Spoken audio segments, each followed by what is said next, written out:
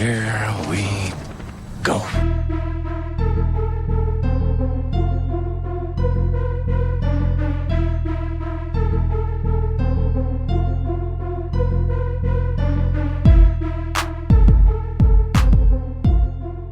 Live from the Hollywood foothills of North Carolina, welcome to episode 59 of the Confirmed Epic Podcast, a podcast with plenty of stakes, plenty of heart, and one that is always relevant in the social and political zeitgeist. Yes, those are the real Brad Bell's buzzwords, and this is a special episode because back with me again, I have co-founder of the epicreview.com and my good friend Andrew Stokes, also known as Andrew Stokes. Andrew, how's it feel to be back on the Confirmed Epic Podcast? It feels fantastic. I especially am very happy as to where we're recording today. Me too. You want to explain? It's a special location. It's actually a special location for Andrew and I. Yeah. We're actually recording at my grandparents' house, now just my grandmother's house, which is really unique considering that we recorded the first Guardians of the Galaxy review in this exact spot at this exact table back in August of 2014. And at that time, my grandfather was here. My grandmother had had surgery. She was recuperating. And my grandfather has since passed, but my grandmother's in another room. She's kicking and screaming and doing just fine. She's not screaming. I just kidding. You would probably pick that up on the mic. But it is cool to be back here. We have no internet access. We should, other than our smartphones, which now that it's 2017, I have one. Yeah. In 2014, I kept referring to Andrew, look it up on your smartphone. Like that was something revolutionary, although most people had it for like 3 years. Yeah, I had one for a little while. Yeah, by 2014. So, and we were listening back, I think both of us were, at least Andrew was a little bit, to that episode leading up to the second Guardians of the Galaxy film. And it really got me to want to scratch an itch. Mm-hmm.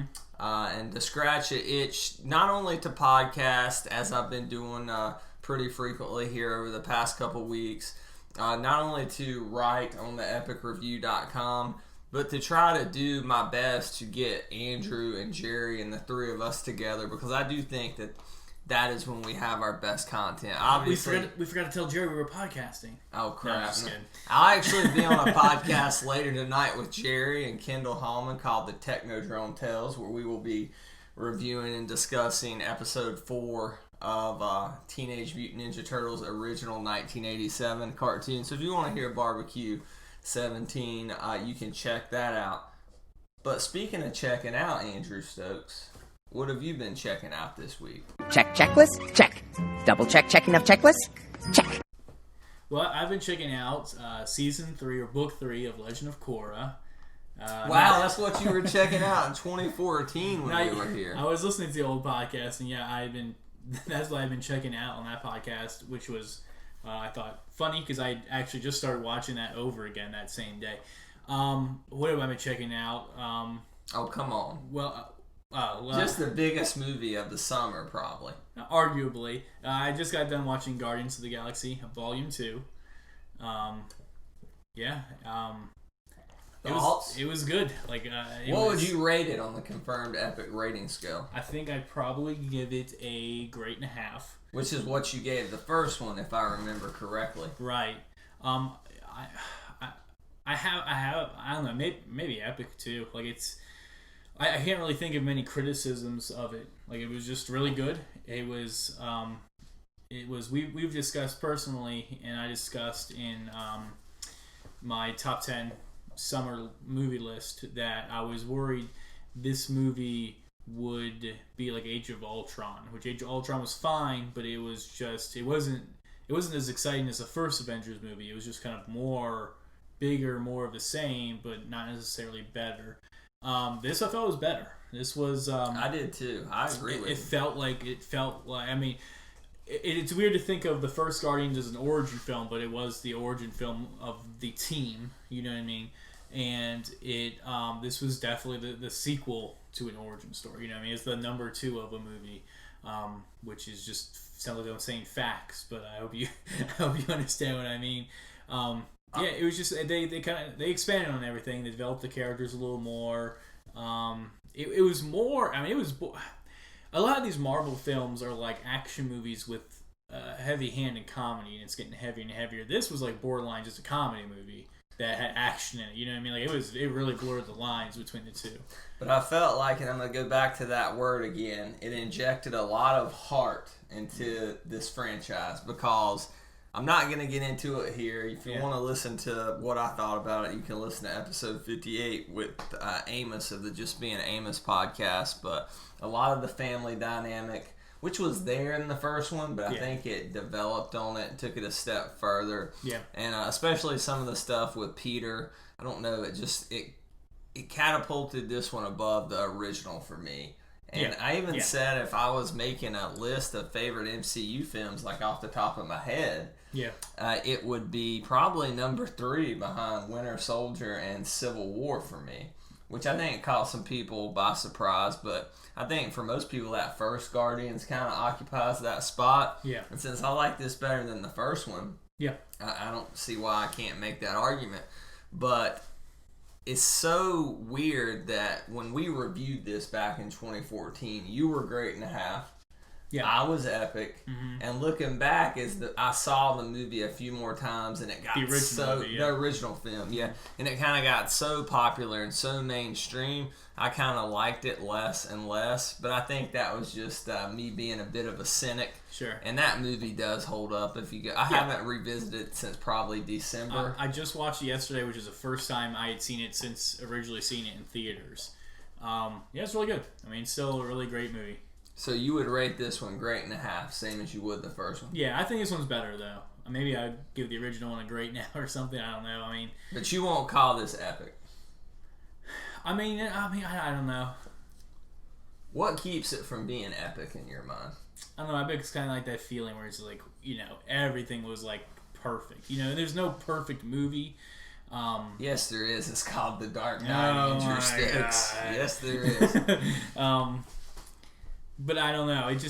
When I left, I enjoyed it. I'd go see it again in theaters. You know what I mean? You didn't have that sense of euphoria that you had when you watched the first Amazing Spider-Man. I understand. Yeah, that was something else. Yeah, pure sarcasm there. Definitely had feelings after the first Amazing Spider-Man. Yeah, there were a lot of feelings, and hopefully Homecoming won't let us down in that regard. But speaking of the MCU, that leads me to introduce kind of what this podcast will be about today, since we already reviewed Guardians and I mentioned how Andrew and I wanted to do more podcasts. It just became clearer and clearer to me what was preventing us from doing a podcast a lot of the time was we didn't have time to, all of us, the 3 of us, Andrew, Jerry, and I, to see the newest movie or to see it within the same time frame, and then let alone review that movie. Right. As schedules became busier and busier, as life got a little more hectic. So I said, you know what, I'm just not going to let that stop me from podcasting with these guys anymore, this epic review team.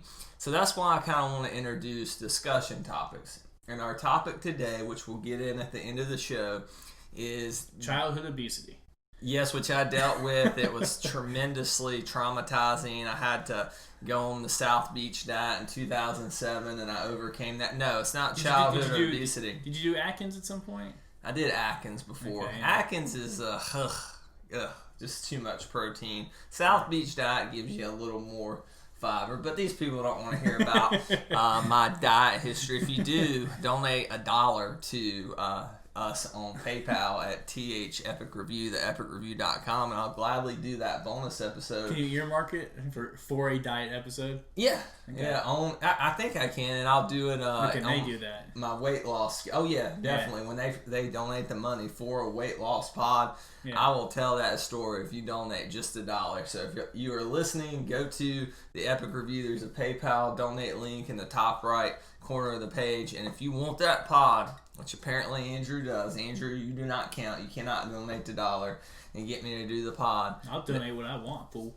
But what we're really going to discuss is MCU villains in film and television. Yeah. And does Marvel have a villain problem? Don't answer that question yet, Andrew. That is what we call a tease in the podcast. The answer may surprise you. Yes, it very well may. Or it may not. So let's get into one thing. I know there's maybe other things you want to mention you're checking out, but top 10 list. Do you want to delve into that at all? Yeah, I definitely want to get into your top 10 list. But before we get into summer 2017, I want to rewind a little bit. Retro rewind. All right. To summer 2015, I believe it was, and a little disaster movie known as San Andreas. Now, you say disaster movie because the film is a disaster, or...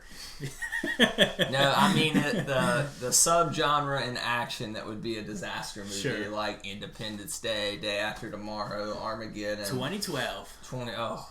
I hate that movie. Do you? But, yeah. I enjoyed that movie. Deep Impact. I love those disaster films, man. I do too. Oh, yeah, Armageddon's like top 10 for me all time. So, I mean, you know how much I love that film. Yeah. But I had not seen San Andreas. I wanted to go that summer, and I remember getting really frustrated. It was during when I was getting hot and heavy with the EGWW.com, the Geeks Worldwide, then known as Geeks with Wives, who we thank you for proudly streaming this episode of the Confirmed Epic Podcast on your illustrious radio network. Thank you very much, Geeks Worldwide. Shout out to those guys. But there was someone over there, great writer, works for Newsarama now, Kit, and he did a good review of this movie, and I kind of got bummed out because I wanted to do the review, so I didn't end up going to see the movie, and I don't know why I didn't get. Did you go see this in Shelby? I assume so. You saw this in the theater? I saw it in theater, so I would assume it's Shelby. I don't know why I wouldn't have seen this movie with you, because I, like you, really like disaster movies. That's definitely something that we share a common interest with. I saw it with my friend Dusty, who also really likes disaster films. Speaking of his favorite disaster film, Pearl Harbor, which is a historical disaster in its own right. And I don't mean the actual tragic event. I mean Michael Bay's portrayal of the event. I don't know if that's his favorite disaster film, but he does like that. Donate 50 cents to the PayPal link to have us invite Dusty on for a review of his all-time favorite film, Pearl Harbor. But anyway. Does that mean we have to watch it again? Yeah. No, please don't donate to anything. Let's get back to San Andreas, not the Grand Theft Auto game. Unfortunately not. Yeah, that may have been a little more entertaining, but no, I actually sit back. I tried to get my wife to watch this film. It's literally been on my DVR since like right when it hit HBO, and I've never got around to watching it. I'm like, I'm gonna watch this thing. Just like always, Dwayne "The Rock" Johnson. Is there anything this guy can't do? I mean, I literally think he could be president, but of course Donald Trump's president, so I don't know what that's saying really. Not that we ever would make political comments or discussion on a show like this. In 2020, get ready to rock the vote. Oh, I wish I had my little right now, but I don't, because we don't have the internet, because we're in a house that was made in the 1950s. But there's something very wholesome about that. Speaking of wholesome, what about the family dynamic in this movie? I mean, let's set it up. The Rock is this badass rescue pilot. Yeah. And opening scene's pretty epic in its own right, where he goes down in, I guess, a canyon in a mountain or something. Yeah. And rescues this girl who had went off a cliff. Love that. Oh, yeah. Okay, I remember this. I love that I setup. haven't seen this since I saw it in theaters, so. Yes. And it has Mr. Fantastic in it. I don't know the guy's name. Do you know his name? Was he like the stepdad or something? Yeah, he was the stepdad. Okay. Yeah, I forget his name, but yeah. You're talking about the original one, not Miles Teller. Oh, no. Yeah. The Mr. Fantastic from the at least subpar Fox Fantastic Four movies. I thought they were fine. I rated those good. I mean, Yeah, they're not great, but them. that's a different discussion for a different day. But basically, you got a family going through turmoil, and this disaster brings them back together.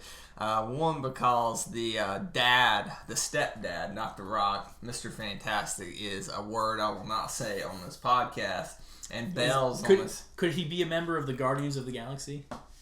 No. No? He's not. No.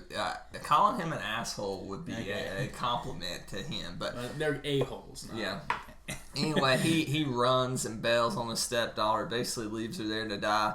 And the whole movie is just The Rock trying to get across California, because they're trying to get from Southern California to Northern California to San Francisco, and just insanity ensues as The Rock and his soon-to-be ex-wife try to get there and rescue their beautiful daughter, who's going to be in Baywatch. I can't remember the actress's name now. With The Rock, you called this a prequel to Baywatch, and when I reminded you that this actress, who I can't remember her name, is in this, that made perfect sense, but I thought it was a little bit green screeny, sure.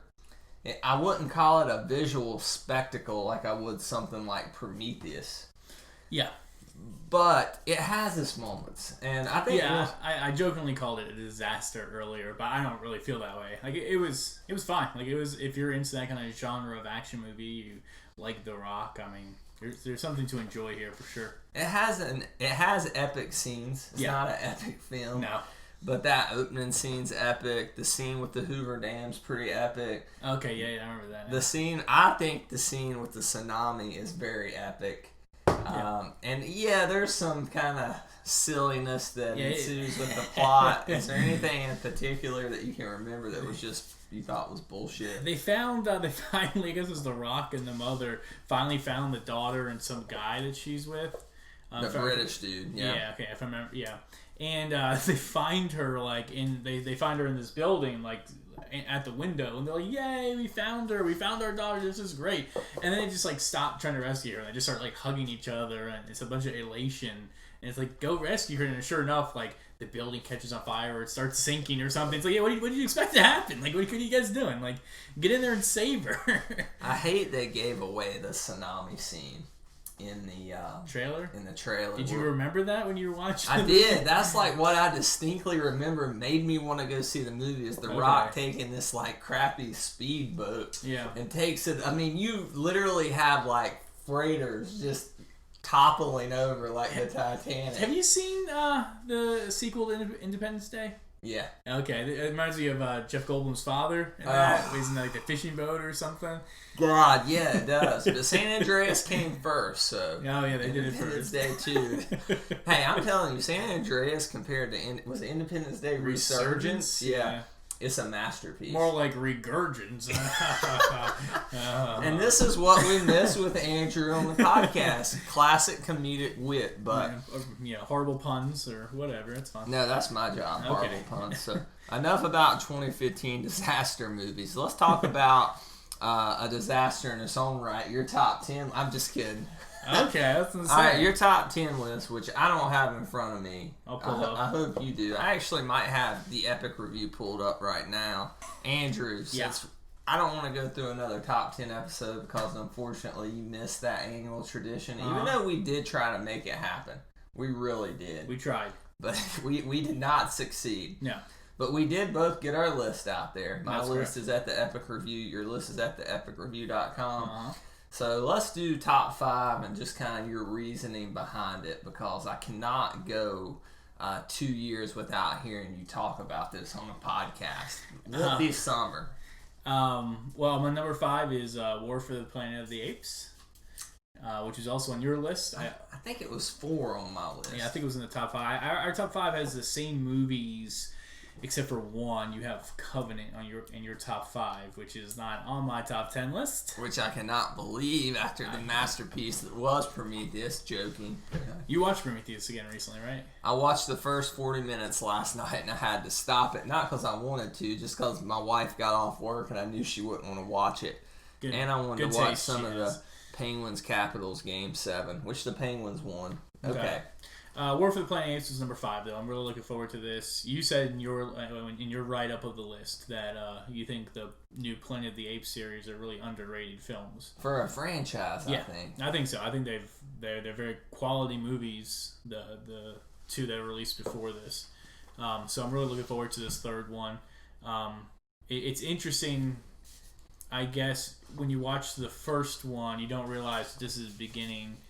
Or at least maybe you don't imagine it. We're going to be following this character, Caesar, the chimpanzee, throughout this series. And the humans, it's a revolving door of different human antagonists and protagonists. And that first movie is just such emotional, Yeah.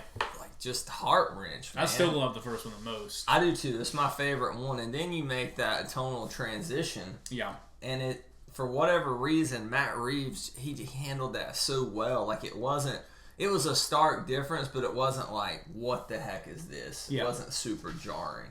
This third one looks interesting. There's some stuff going on. Like there's that little girl in the trailer that's with the apes. There's the one like gorilla who's working with the humans and stuff. And there's just looks like there's some interesting things going on in this one as well. Woody Harrelson's great. Oh yeah. So yeah, I look forward to seeing it. I want to tie this back to Mondo if I could here for a second. You may not. Donate 50 cents. Brad will never talk about Mondo here. No, do not do that. Do not donate that 50 cents. So you and I and a bunch of our other friends used to have a tradition every summer where we would, for the big movies, we would get a shirt. Yeah. It kind of... T-shirt. Yeah, T-shirt. It kind of started in 2007 with Spider-Man 3. Yeah. We all went to Walmart and they had like $10 like Venom shirts. Yeah. And then Evan went and bought we had like the comic book ones and he had like the movie one from like Hot Topic or something. Yeah.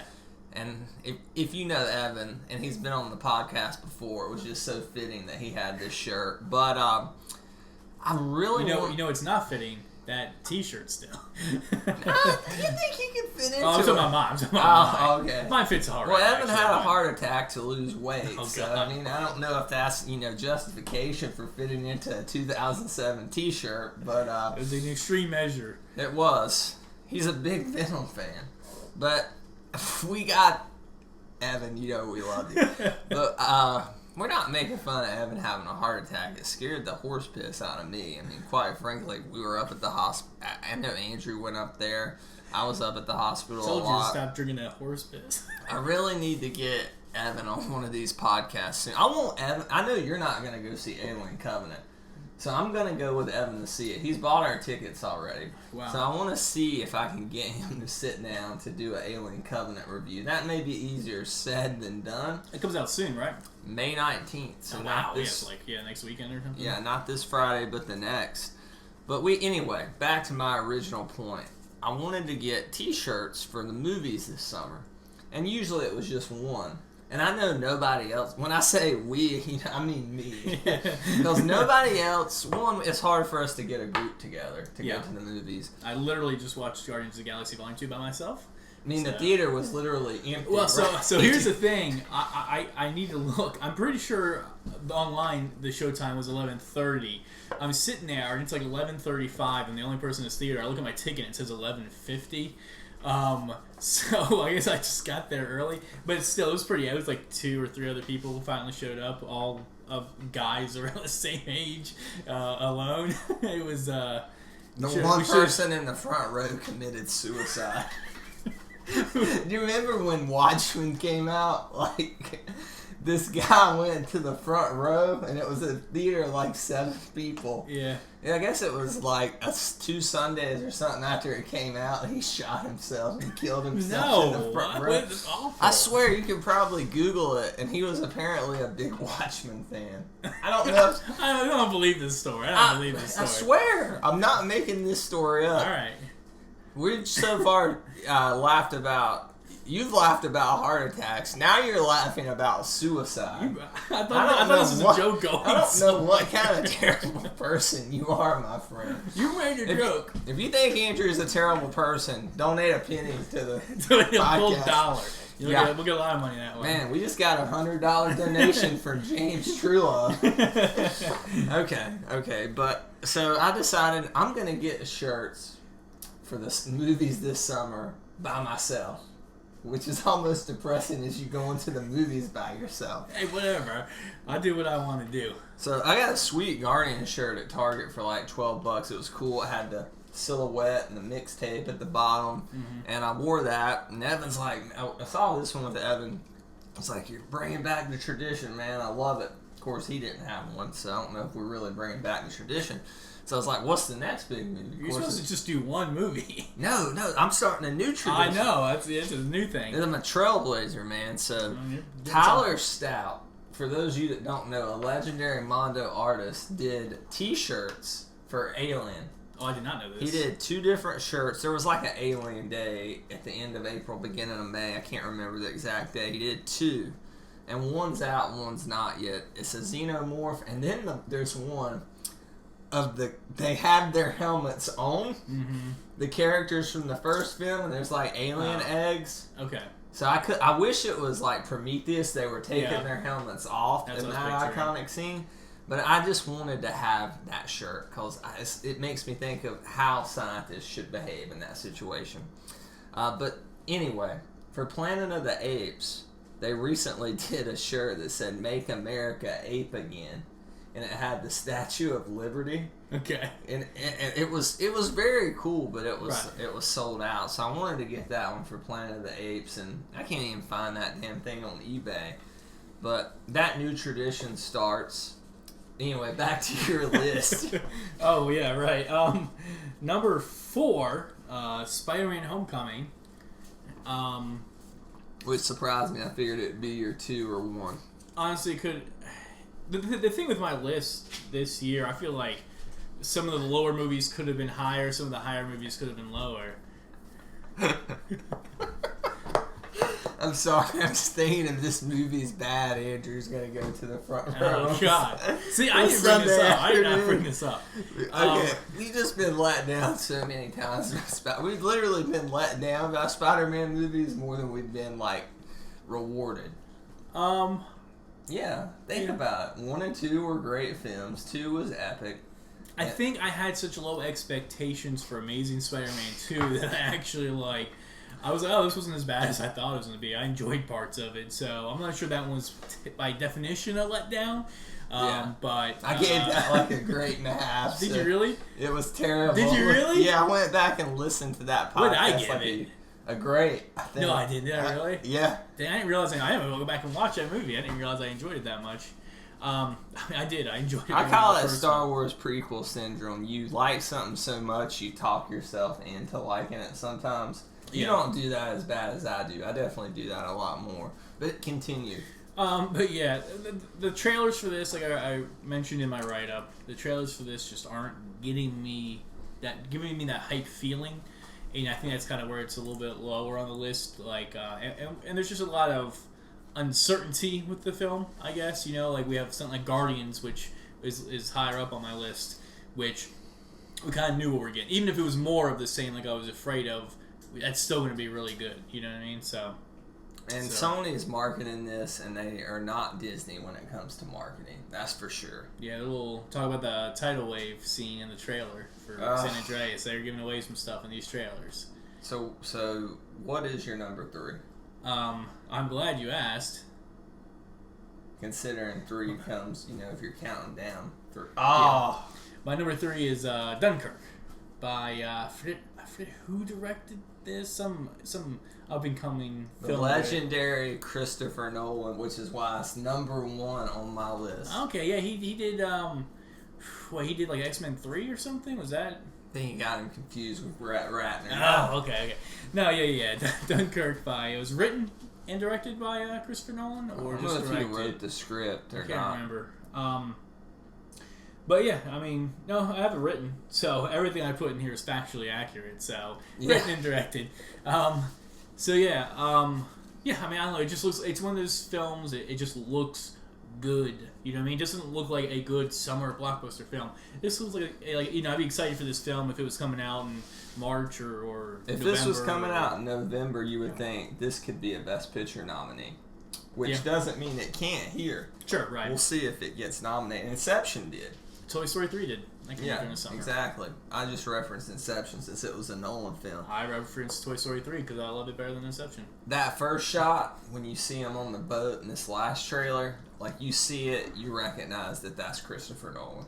That distinct visual style with the sprawling shots, just the sinking sounds of Hans Zimmer. I'm so excited for this movie. I love history.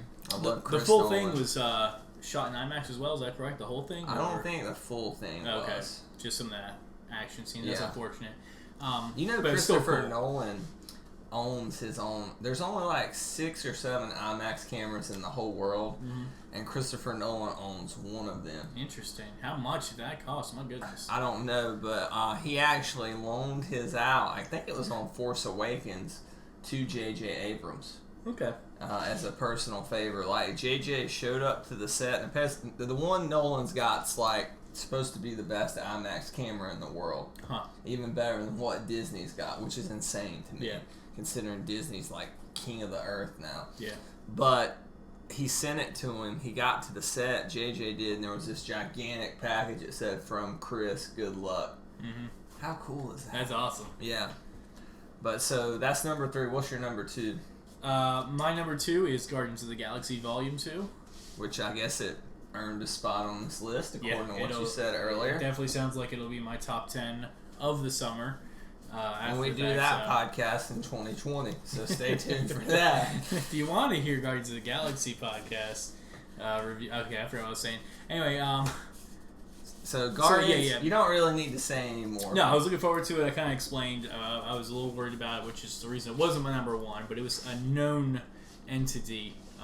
So I was really excited for it. Your number 1 surprised the hell out of me. Did it? Yeah. What is it? Number 1's Wonder Woman. Directed by Patty Jenkins. Why is this number 1 for you? Because I always considered you a bigger Marvel fan than a DC fan. It's true. And I knew you liked Wonder Woman, but I didn't know you loved Wonder Woman. It's not even so much that I'm a huge Wonder Woman fan. I mean, I do like Wonder Woman. I don't know. I don't like the DC movies either. Yeah. And like I mentioned, what? Yeah, Suicide Squad was my number 1 last year. That was definitely a disappointment. It just looks good. Suicide Squad made number 1 last year because the trailers were just doing something for me, and it just looked interesting and different. And I thought we could have, DC was going to be more lighthearted and actually have this, good, funny ensemble movie. I think I rated that great as well. Oh my god, really? I did not care for Suicide Squad. But it was kind of a mess. This one, that was more of a I hope this is as good as it kind of looks. Wonder Woman, I feel like, is going to be as good as it looks. Like it definitely, you could tell me it was a Marvel film, and aside from some of the kind of darker scenes, like physically darker scenes, visually darker. If I told you, tell me one thing that worries you about Wonder Woman, what would it be? It worked well in the trailer, but I worry about how it will work in the movie is the humor. Like, I thought in the trailers a few scenes... Which, based on Suicide Squad, there might not be any actual humor in the film. Right. Well, it seemed like kind of like cheeky, like Marvel-ish type humor, where it's like, this is London, it's dreadful. Yeah. Or she's trying to walk around in the middle of London with her sword and her shield. It's like, you gotta put that away, you gotta put that away and stuff. And it's just, it seemed humorous. I'm interested to see what they do with this. I feel like it could be the first of these DC films that I really actually like, and it may be the last one. I hope it's good. My wife's a huge Wonder Woman fan. DC really needs this to succeed. Warner's needs this to succeed. So yeah, I like the character. Patty Jenkins, I think, is a good director. Directed a lot of episodes of Game of Thrones. Was originally going to direct Thor: The Dark World, but like Edgar Wright with Ant-Man, they thought she was kind of adding too much of her flavor to it, so they pulled Patty Jenkins off the project. Interesting. And she got the Wonder Woman gig. It's interesting with what they've basically allowed James Gunn to do with Guardians of the Galaxy. I'm interested to see what her vision for Thor and Edgar Wright's vision for Ant-Man was. I guess he just earned up so much goodwill with that first movie, but they had to let him take that initial chance. So I don't know what set him apart. I guess maybe it's the characters. Were like, if this fails, it's not like you screwed up Spider-Man. Right, exactly. Well, I think that's kind of one of the reasons too. Which Sony did multiple times. You look at the trailers for Thor Ragnarok, and it gives me a very Guardians vibe to them. It almost feels like this could be in the same. Well, I guess it is in the same universe as Guardians, but it feels like it has that cosmic, that same feeling that Guardians gives me.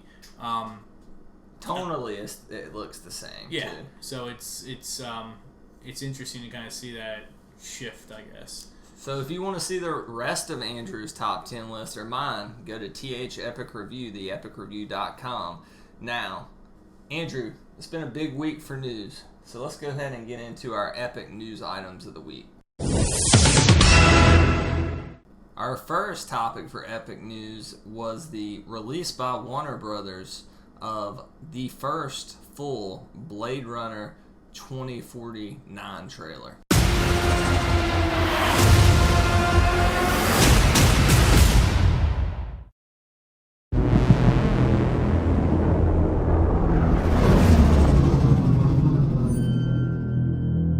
Every civilization was built off the back of a disposable workforce. But I can only make so many. Happy birthday.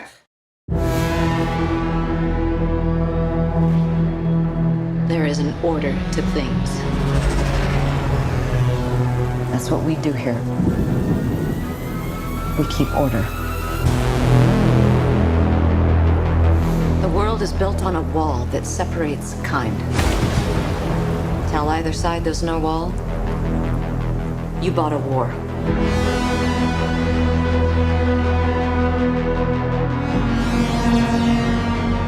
You're a cop. I did your job once. I was good at it.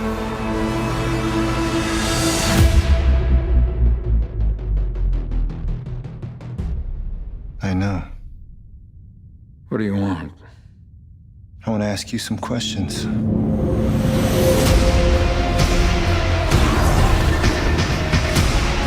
The key to the future Is finally unearthed. Bring it to me. They know you're here.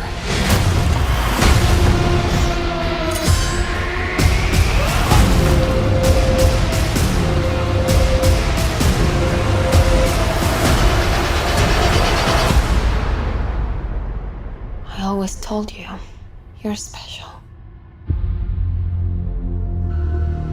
Your story isn't over yet. There's still a page left.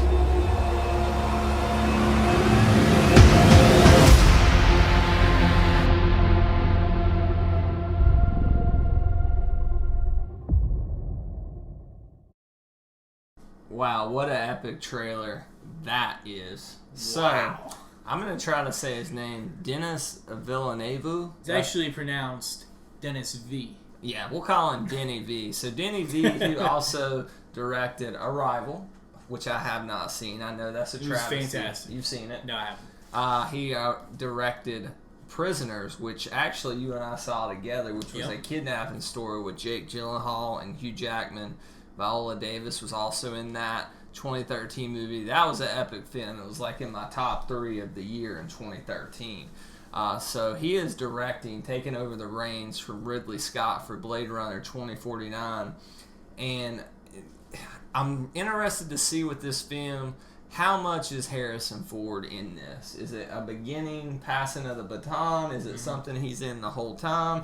I mean, I envision something like The Force Awakens. He plays a major part, but it's definitely transitioning the franchise to Ryan Gosling. The question here is this like when they tried to transition Matt Damon from being Jason Bourne to the Jeremy Renner being the lead Bourne character, which did not work. Well, it wasn't really that transfer. They just did a new movie with Renner at the helm. Yeah.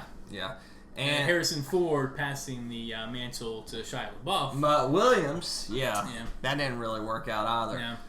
Visually, the aesthetic here is just, it's breathtaking. Blade Runner has a very unique style and sensibility that many other films have mimicked. Many other video games have mimicked. Most recently, I think of Ghost in the Shell. Mm-hmm. That's definitely kind of a mimic of Ridley Scott's original Blade Runner. That's pretty old too, though. Ghost in the Shell. It's based off of like an anime. Yeah. I think that. I think is based off of manga as well. Right. I'm pretty sure that all came after Blade Runner as well. Yeah, I think Blade Runner was like 1982. I mean, this is kind of the third feather in Harrison Ford's fedora because he had Han Solo. He had, of course, Indiana Jones, and he was Deckard from Blade Runner. Yeah. About 3. Deckard? I think that's his name, Deckard. I don't know. We It can was Deckard. or Deckard. Sorry, whatever. Deckard. I know almost nothing about Blade Runner. Henry Deckard was the guy that Ra's al Ghul disguised himself as. All right, it's And Deckard. of course, there's Captain Deckard. I thought that's Picard. Oh yeah, that's right. All right, so have you seen Blade Runner? I have not seen Blade Runner. I know almost nothing about Blade Runner. I know. Let me tell you what I know about Blade Runner, Okay. and maybe this is a spoiler, if you haven't. It's set in the future. It's a Ridley Scott film. Harrison Ford plays a guy. I'm pretty sure his name's Deckard, and there's a big debate whether he is or isn't a replicant, which I assume is a robot that looks like a human, but I'm honestly not even sure about that. That's literally all I know about. Sounds Blade like Runner. you know it pretty well. Blade Okay. Runner is just such it's a polarizing film because you have people who, Evan, it's a masterpiece. Well, there's like two major versions of it too, right? Yeah, there's 3 versions of it. versions, I have okay. the Blu-ray. I bought it when it first came out. I paid like 40-something bucks for it. My God. And it has the 3 versions of it. And it's that's kind of, cool. it's a debate of which one is the definitive version. Some people like the director's cut more. Some people like the theatrical cut. But there's another cut in there. I can't remember exactly off the top of my head what it is. But this film... Are there significant changes between the cuts? I've only watched one of the cuts, I think. I watched 2 of the cuts because I didn't like... I cannot remember. It's been a long time since I watched this. I watched it in like 2008. I remember watching 2 cuts over the course of a month, and I didn't like the first one I watched, and I really liked the second. I didn't really like it. I liked the second one that I watched. Because for me, I've always heard this is one of the best films ever, and it was kind of one of those last movies that everybody says is so great that I hadn't seen. So 2001: Space Odyssey for me. Which I have not seen that either, so I gotta watch borrowed that. your copy. I know I haven't gotten around to watch that. I own on Blu-ray a Blu-ray of Avatar with 3 different versions of Avatar. Oh God, That's okay. not a joke. Different discussion for a different day. However, I like Blade Runner. Like I appreciate its greatness and kind of how it was a transcendent film, especially for, I believe, again, I'm double checked, but I think it's 1982. Mm-hmm. This looks definitely tonally the same, but visually it looks, I hate to say more stunning because that first Blade Runner, especially for the times, just incredible. But it definitely has a visual tone. Was it 82? Yeah. Okay. A visual tone like anything I've seen. I hate to say this, but since Prometheus, because Prometheus was a beautiful film. Cinematic. It was interesting. It was different. Interesting. Yeah. As far as what's going on here, I mean, I could see myself going into this movie and liking it better than I did the first Blade Runner because I didn't love it like Jerry, I think, really loves the original Blade Runner. I believe that. And I mentioned Evan True Love does as well. He also likes Witness and Air Force One. Yeah, anything with Harrison Ford in it he likes. Did this get you excited, being somebody who hasn't seen the original Blade Runner? Did you think, man, I really want to watch the first one between now and October? Yeah, it made me want to watch the first one. It didn't necessarily... It looks cool, like, in and of itself. I'm like, oh, this is a cool movie I want to check out. It comes out in October, which there's not a lot of cool movies that typically come out around that time, other than, like, horror films. Well, this fall's insane with, like, Blade Runner, Thor Ragnarok, Star Wars, the fall and winter season, There's a lot of heavy hitters between September and Christmas. So I've always wanted to check out the first one, and hopefully this will give me that push to actually finally get around to checking it out. Harrison Ford, Ryan Gosling, both great. We just saw Robin Wright's in this movie. Was Batista? Is he in this movie? I could have sworn I saw him in the trailer. He's playing Drax the Destroyer. No, Batista is in this movie. That's what I thought. He's not any type of alien. I mean, he may be a replicant. I don't know, but it definitely looks like Dave Batista. Okay. who, gosh, he's got some age on him. I guess you don't really notice it in the Drax makeup as much, but yeah, okay. He definitely looks a lot older. Just the transition from like the rainy city atmosphere to like this almost looks like Mars desert atmosphere. Yeah. Just two stunning dichotomies of visuals there that just really, really won't get me to want to see this film. Not that I didn't want to see it anyway. Yeah. It makes me want to watch Arrival too, because I've heard Arrival is a very beautiful film. The guy that his name's Roger Deakins. A lot of people consider him the best cinematographer in Hollywood. He's never won an Academy Award, and a lot of people think it's a travesty. By a lot of people, I mean Dave Chin from the Slash Film podcast, who I respect tremendously. And he was the cinematographer on Prisoners. That movie was beautiful. And he was the cinematographer on Arrival, which looks beautiful. Hadn't seen the movie. So if nothing else, maybe Roger Deakins wins a Academy Award for Best Cinematography from this. So, do you, I think this is probably a big thing going into it, do you hope they answer the question of whether Deckard or Deckard or whatever is a replicant? I don't know. That's just such a great debate amongst nerds. I don't want that to be answered. I think that'd be... I mean, as somebody who has no, has nothing in the fight, I guess, but it like you said, it's just it's an iconic question, I guess. You know what I mean? It's like, I don't want that to be answered. That'd be silly. Just like we don't want who is Snoke to be answered either. We want that. No, I don't know who Snoke is. No, I'm just kidding. All right, so... Have you ever heard the story of Darth Plagueis? Yes, I have. Okay, good. All right, so we're excited. It's hard to be like over the moon for it when you hadn't seen it, and I didn't love the first one. It'd be good to get Jerry's input on this, or Evan's input. So anyway, that's Blade Runner 2049 out in October. A ton of news. Let's talk about another sequel for a film that we loved. Yeah. I don't know if I loved at the time. I think you and Jerry did. Edge of Tomorrow. They're calling it what? The day before the Edge of Tomorrow? Is that right? Live, die, repeat. Which they named it. They Sleep, Conquer, Repeat, I think is what Warner Brothers changed the title of the film when it came out on Blu-ray to Live, Die, Repeat. Yeah. I believe. Which now, since they announced this sequel, this movie was like $6 on Blu-ray on Amazon, and ever since they announced it, you can't get a hold of this thing. It was the same way with the It book when they announced, when that trailer came out and kind of broke the internet. But Edge of Tomorrow, I remember it being a good film. I expected it to maybe have a chance to be a epic science fiction film. I'm just not a fan of this whole Groundhog Day premise. Just reliving the same day over and over. And, in all fairness, and I believe Jerry said this in that podcast, it made it clear from the trailer we were going to get something like that. So that's my fault. Yeah. But I don't know if I want to see a sequel that's the Groundhog Day thing again. I'd like to see them maybe travel to the future or something. Give me something a little different. Because the characters were awesome. I mean, Emily Blunt, I say they're awesome. I can't remember any of their names. Yeah, Tom Cruise and Emily Blunt. That's what their names were. I mean, they were great. Those mech suits were so cool. I mean, they actually got into a more personal story outside of the science fiction stuff. Yeah. Bill Paxton was their general or base leader or drill sergeant. I think that's the word I'm looking for. Unfortunately, Bill Paxton has passed, so he won't be a part of this. But I'm excited for it. I think I'll go see it, and I'll definitely try to review it. Are you excited for this? I'm excited for it. I'm interested. I mean, I assume it's going to be the same premise, so I'm interested to see kind of how that happens. And will it build off the first one as well? That will be something to see. Do we know Emily Blunt is back for it? She's officially back. Okay, cool. So is director Doug Liman, who is known for the Firstborn movie, and he directed the first one. So there's going to be a lot of continuity there.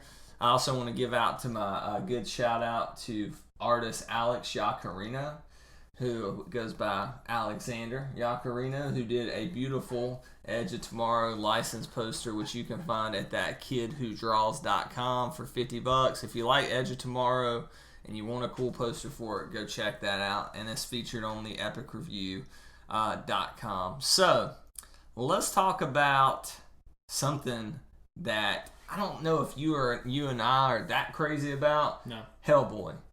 I actually enjoyed Golden Army, which is the second one. Yeah, the sequel that killed the franchise more than I did the original. Is there 3 of them or just There's the 2? 2 of them. They always want them to finish the trilogy. Yeah. So what was announced was, and it was announced by Mike Mignola, who's a staple at Heroes Con in Charlotte. Nice guy. Jerry met him. I met him. So he announced they're rebooting Hellboy. Guillermo del Toro. Like that, don't you? Rolled off the tongue really smooth. Guillermo del Toro is not coming back to direct. Ron Perlman will not be playing Hellboy.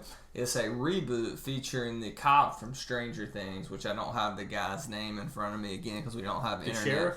Yeah, the sheriff, who was an awesome performance, an awesome role. Probably, besides the 11, that was the standout character from that show.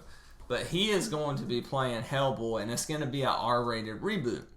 Now, here was my argument against this, and Jerry rebutted it on the website, and that is that the second movie that killed this franchise was critically well received. It's like 86% on Rotten Tomatoes. Huh. Its budget was $85 million. The movie made $76 million worldwide. Why do poorly? Any word on? I guess it just didn't resonate with fans. Sure. But it was critically, it was well received. It was a well written movie. I had memorable characters. I really enjoyed. It's probably my second favorite movie, and Jerry said the same thing. Besides, it came out in summer of 2008, and it had the poor luck. It opened 2 weeks after Dark Knight, which usually with summer movies, 2 weeks, okay, that's enough time for a big movie to breathe and another franchise to come in. But with the whole Heath Ledger thing, Dark Knight ended up being one at the box office for like 6 weeks in a row. So I think that stepped on a little bit of Hellboy's tail there, if you will. And I know you will. Yeah. So I actually own it on DVD. The first one or Golden Second one? Both of them. I still never seen the second one. But you seen the first one? Yeah. And it was during that phase where I was just buying a lot of DVDs. Yeah. Around 2008. I wasn't able to make it out to the movies a lot, so I'd like pre-order DVDs. That's what I got, but I haven't watched it. As far as I recall, I haven't watched it. I don't really remember the first one that well. I know I've seen it, but this character has a kind of like a cult following. These movies, movies, it's like Spawn. Yeah, these movies have a cult following. People love these movies. They've been begging for years for Del Toro and Perlman to come back, finish this trilogy, and it's just not going to happen. And I'm upset. I want to see the end of that trilogy. But my argument was, so a movie that didn't make money, that was PG-13, is critically well received, and you're going to replace that with an R-rated movie, which odds are it probably won't be 86% or above on Rotten Tomatoes quality. I just don't know if you're going to get the kind of return on your investment that you're hoping for if you're a studio. For the new one? Yeah. But here was Jerry's rebuttal. Deadpool. Yeah, exactly, yeah. And what was the other? Logan. Man, it was R-rated, but if it's done right, yeah, it's. I don't know, but gosh, I mean, Wolverine always is a box office draw. Now Deadpool, that was something new. Yeah, and it was definitely a risk by Fox, especially to go full Deadpool with that. Yeah, I don't know. They had like the internet buzz. Ryan Reynolds is a likable actor. Yeah, and they had the buzz when they released that test footage and stuff online or leaked it or whatever the story is there. So what do you think about this? Don't care because you hadn't seen the second one. Or? I mean, I don't really have much of an opinion on Hellboy itself. But I mean, I don't see it necessarily being an issue. I mean, I think the water's kind of been tested for an R-rated superhero film, and Hellboy definitely.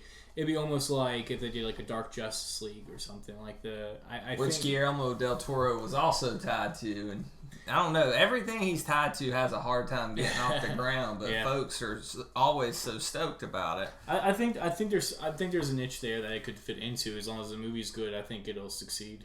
Yeah, and or it could succeed. Speaking of succeeding, and speaking of Deadpool, which did succeed, let's talk about a big announcement by Fox this week that they are going to release a animated, basically TVMA rated on FXX Deadpool animated series. It's going to be written by Donald Glover and his brother. Donald Glover of Community and Atlanta fame, soon to be in Spider-Man Homecoming, soon to be in Han Solo as young Lando Calrissian. Donald Glover. Donald Glover is he's one of these few people. He's had a career start. He was good on TV. Yep. He's been good in I think he'll be good in film. I mean, he hasn't really done much film, but he's somebody who works behind and in front of the camera. He has a pretty successful music career as well, as Childish Gambino. Who's that? It kind of reminds me of Will Smith. Marky Mark. Bit. Yeah, or Marky Mark, sure. I know what you mean. I think he's becoming the star that I thought Michael B. Jordan would be, which I still think Michael B. Jordan's going to be an A-list star. I stand by that, but he's definitely on the ascension more. Yeah. Deadpool animated series. I'm sure, who knows nowadays, but Ryan Reynolds probably won't voice the character, but I'm sure it will sound like Ryan Reynolds. It's going to be we don't know if it's going to be a 2D or it's going to be a 3D type of animation. We don't know when it's coming out. Again, we don't know that much, but is this something you would watch on TV? R-rated or TVMA rated Deadpool? If it's good. I'm not that big of a Deadpool fan that I don't know. I'll probably check it out regardless, so I'll keep an eye on it. But an FXX show is something I'll probably have to seek out as a cable cutter. So, if it's good and it's accessible in some way that's not like, $50 for the season or something, you know what I mean? Then I'll definitely check it out. One thing I worry about, this character's good in small doses. Yeah. Definitely extreme, definitely in your face, which is good for an hour and a half laugh every 2 to 3 years. But seeing it every week, I don't know. I mean, the Deadpool comics are the same way. I love hopping into that side of the Marvel Universe once or twice a year. Yeah. But it's just sarcastic and it's witty and it's fun, but I don't know. It's just I enjoy that style of comedy, so I think I may enjoy it better than you. Yeah. More than you. You definitely like that style of comedy. We'll end on one more epic news item. Maybe the best for last here. And that is, it was announced today by Ridley Scott that he is going to start shooting the sequel to Alien Covenant, which hasn't come out yet, in 14 months. So apparently he had 4 prequels to Alien. I'm assuming one's Prometheus, one was Covenant, this is the third one, and then there'll be a potential 4th one here down the line. Andrew Stokes, is this something you're excited for? Are he and James Cameron in some sort of competition here? To see who can make the most movies that nobody's going to like? I guess. Except for everybody went and saw Avatar, so... Yeah. Number 1 gross movie of all time. He has 2 through 4 or 5 planned, but they're going to have these 4 Alien Covenant movies coming out, in between Avatar 1 and 2. Yeah. Hopefully Manda does a bunch of them. Yeah. A lot of posters for that too. If Covenant's good, cool. I'm not looking forward to Covenant because of Prometheus, but if Covenant looks like it turns the corner to Alien. Yeah, but my problem is, let's say you come out of the theater, you're like, wow, Alien Covenant's really good. I'm like, yeah, Prometheus. So I don't know, I don't know how to determine whether I should go see it or not. Jerry liked Prometheus. Yeah, everybody liked Prometheus. Evan liked Prometheus. Maybe if you guys hate it, I'm like, oh, maybe there's something here. I recognize Prometheus is definitely flawed. it's kind of like almost a running joke how much we all like it now, because I don't think any of us think it's a epic film. Right. Well, it's kind of like the running joke with me hating on The Dark Knight. Yeah, I really like The Dark Knight, but... Yeah, exactly. Which Dark Knight's a really good movie. Yeah. You can really argue whether or not Prometheus is a good movie or not. You could argue that. Which maybe we'll do on a future episode of the Confirmed donate Epic $1 if you want to hear that podcast. I'll donate that $1 to get you to do that podcast. So I'm gonna give you to watch the film again. I started watching Prometheus again. I mentioned earlier I got it on Blu-ray for $10. I'm gonna finish watching it. I'm gonna loan it to you. Hopefully, this isn't like it. The Ring or something, right? I'm gonna have to loan it to somebody else afterwards. Yeah, exactly. And hopefully, we will finish this Prometheus. Yeah. When I say we, I finished the movie. You finished the movie, and we can talk about it by the end of the summer. I don't think there's any way we'll get it between now and Covenant. Yeah, Covenant looks fine. Yeah. It's just because it's a sequel to Prometheus, that's why it's not on my top 10 list. But, it does interest me to some degree. So a sequel, if the second one's good, then great. If it's another Prometheus, then I just really don't care. Well, if you want to know, tune in to TH Epic Review. And I'm sure there might be a podcast on it. There might be a review of it that I'll let you edit. Okay. So, I'll just edit out the whole review. No, please don't do that. Okay, enough about Ridley Scott, Alien, Prometheus, all that incredible epic stuff. This is really Scott heavy podcast. So. Yes, it is. Yeah, because we mentioned Blade Runner earlier. So this episode's dedicated to Ridley Scott. So anyway. May you rest in peace. No, that's Tony Scott, his brother. Oh, shoot. I think he actually committed suicide. I'm not even kidding. Where it seems to be, I'm not trying to make suicide a running theme of this podcast. Speaking of that, check out 13 Reasons Why on Netflix.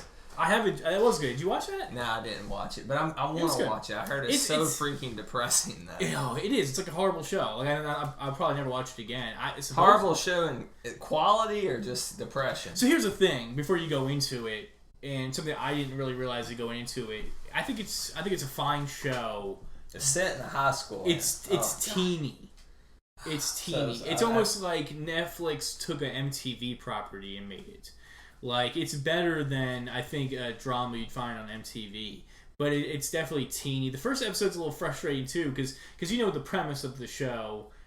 This girl commits suicide and leaves these tapes behind. And for like half the first episode, it isn't really a spoiler, but the main character keeps trying to like listen to this tape and keeps running into problems. And he gets to the point where it's like, is this whole series him trying to listen to these tapes? It's like people trying to listen to our podcast. Yeah. But it's like, get to it. Like, just start playing the tape. It was really weird. So, but by the end, it really builds. And I'm going to watch it this summer. The ending's something else, man. Somebody spoiled the whole thing for me, so I know how it ends. Oh, do you? Well, yeah. I mean, I think everybody... Not the suicide, but after watching one episode, I think you know how it ends to a degree. Yeah. Because it's all kind of leading up to a certain point. There's supposedly the chance of a season 2, which I thought was really weird. Like, there's definitely some threads left open, but I don't want a second... I don't know what the heck a second season of the show would be, but... I don't know if I want to find out. Okay, let's go ahead and get into... Oh, this is that one? Okay, whatever. Continue. Without further ado, let's move on from suicide.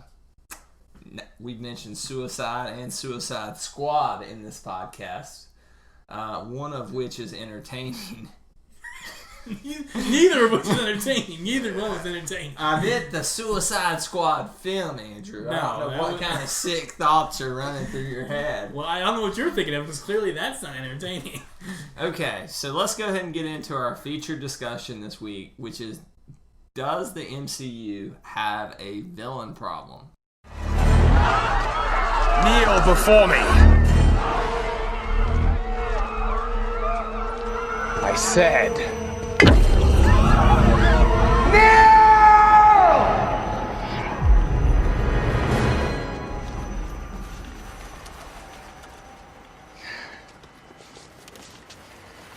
Is not this simpler? Is this not your natural state? It's the unspoken truth of humanity that you crave subjugation. The bright lure of freedom diminishes your life's joy in a mad scramble for power, for identity. You were made to be ruled. In the end, you will always kneel.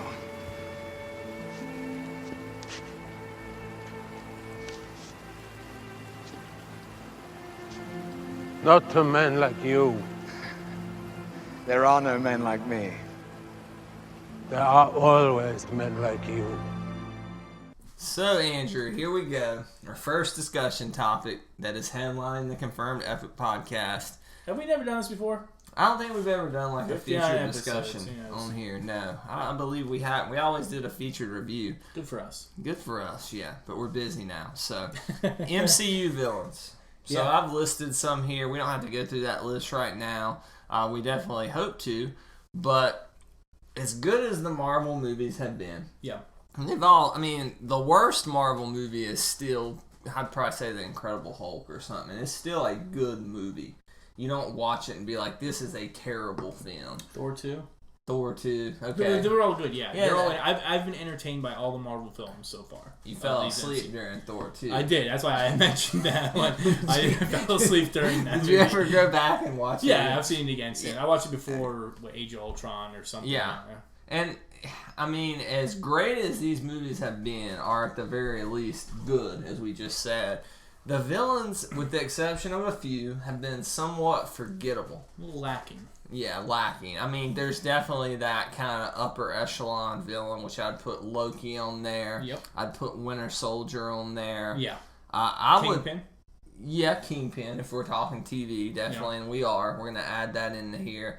I would put Ego in there. Would you put Ego in, not Loki or Winter Soldier level, but would you put him near the top? He's a little above average, yeah. Yeah, I was he's thinking memorable. that during the film, yeah. And we're going to, if you have not seen some of these MCU movies, if you have not seen Guardians 2, we're going to spoil these movies, so maybe you want to kind of tune out for the next segment. But, Andrew, Ego is Peter Quill's father. He's a planet. What? Yeah, which is revealed in the trailer. He's a planet. He's a man. I thought that was He's a man planet. Yeah, I thought that was an epic scene when they had his physical form and his planet form, and they're literally fighting a planet. You want to talk about upping the stakes, and I never thought it got too messy, and I thought just the uniqueness of that really elevated Ego above somebody like, say... Red Skull, yeah, who should have been an iconic villain, is an iconic villain in the comics, played by an iconic actor, Hugo Weaving. Yeah. And that's not the problem here. These villains... Red Skull was cool too, but a lot of these villains are just cool. Like, you're just like, oh, that guy is interesting looking, or he's doing some cool things, but, like, they're evil for evil's sake. It always feels like they're there kind of as the plot device rather than actually transcending the film. Like, Joker takes over Dark Knight. Bane's really memorable. I know I'm a Nolan fanboy, but it's just these movies are loved by critics, loved by fans. Yeah. And if people have one critique of them, it is this. We're definitely not the only ones to bring this up. You can find lists of the best villains, the worst villains, and people having discussions like this from when the MCU has started all the way up until now with the release of Guardians of the Galaxy 2. Yeah. Let's run through this list. I have TV villains, and add one if I've forgotten one. Okay. We can discuss these a little bit, and I want you to rate them. Are they crap, good, great, or epic? Okay, let's start with the easy. Loki's obviously epic, right? Yeah, I would say so. Epic, iconic performance by Tom Hiddleston. You know why he's doing what he's doing for the most part. He's very charismatic. He's interesting. He's just as developed, if not more, than Thor. Yeah, probably more. Yeah. And he shows up across multiple films. Yeah. So there's nothing really to nitpick about Tom Hiddleston's Loki. Also has some more of the badass outfits across the MCU. Yeah, I mean he's basically the big bad of Avengers 1, which is interesting because Thor is probably one of the lesser films of those earlier films. And it always makes me wonder, what if Marvel from the very beginning had rights to X-Men and Fan 4? Would Loki have been the first big bad Avengers? Surely not. Probably Magneto or Doctor Doom. Avengers, it would have probably been like a Galactus or a Silver Surfer. That's pretty big for the first one. Yeah, but Loki would have been somebody that going into, you told me this is going to be the Avengers villain, I'd be like, I don't know about that. I wonder if the first one would have been like was Legion of Doom? That's DC. That's DC. Masterminds of Evil. Masterminds of Evil. So it could have been like multiple, maybe like. Perhaps this is another discussion topic down the line of what would the MCU have been like if they would have never sold the rights. So let's hit the brakes on that. Let's not run through our gold here. Let's go through our bronze and silver. If you'd like to see that podcast, don't even donate anything. Just leave a comment. So Loki. I had forgotten about the scene in Avengers because I was looking for something to play before we got into this discussion, because I always play a trailer clip or something. Mm-hmm. And I found the scene on YouTube of Loki when he is confronting the crowd. Yeah. in Europe. I don't know exactly where they were at. And the guy stands up to him and he's like, kneel. And he's like, I've kneeled to men like you before. Obviously referencing the Holocaust and things like that. And then, of course, you have Cap and Iron Man show up. And just how epic that scene was. Just like World War II. Yeah, World War II is where the Nazis and the Holocaust and all that occurred. Not and World America War I. Came in and saved the day. Right, history? Except if you're reading Marvel now, they've kind of rewritten history where Caps. That's another discussion. Politics and comics and how they went too far. But so Loki, we just mentioned Ego. He's above average. I would rate him as a great villain. Mm-hmm. Yeah. Would you agree with that? Yeah. Not only was he, I mean, he's one of the upper villains, I think, just from coolness factor, but the fact that he's Kurt Russell. He oozes charisma. Yeah, but the fact that he's like Peter's father, just adds another layer to it, and it's progressing the story of Peter Quill. Winter Soldier again. Yeah, he's another great or epic. Cause as a plot device, he's epic. Yeah. Just what he has to go through, what Cap has to go through to break through to him. Yeah. But I think it's Sebastian Stan. I always say Sebastian Shaw, which is the leader of the Hellfire Club. But this Sebastian Stan, I mean, he's a good actor. Yeah. I mean, he doesn't get a lot to say. He's very brooding and very angst driven, right? That's how the character's written. Yeah, and I mean, it's not the actor's fault, but I don't know. The stories of Winter Soldier in Captain America 2 and then in Civil War, because he drives that plot as well, are epic, but I don't know if he is. I'm going to say he's a great villain. I think so. If it wasn't for Winter Soldier, Captain America 2 would just be Captain America trying to figure out how to work his iPod. Captain America 2 is my favorite MCU film. I think I like Civil War more. Really? Yeah. Yeah, I think it's a rotation between the two for most people. Yeah. And again, throw in the first Guardians. And again, these are not in really any particular order. I just listed these through, even though we kind of started at the top. What about Ronan the Accuser? So Ronan was interesting. Ronan was really cool. Like, you see him, there's a scene where he stands up to Thor, basically. Like, you get the idea, like, wow, this is a badass guy. Ronan stands up to Thor. Wasn't he in Guardians? No, sorry, not Thor, Thanos. Thanos. Oh, yeah. Which we're not going to include Thanos on this list because he has appeared, but obviously he's not going to get his time in the sun until Infinity. Right, yeah, he's kind of behind the scenes. Infinity War. They're leading up to him, and I hope he's cool. But Ronan was really cool. The ending was a little... whatever. And the story never really dealt with the first Guardians, what exactly is going on between the Novas and the Kree.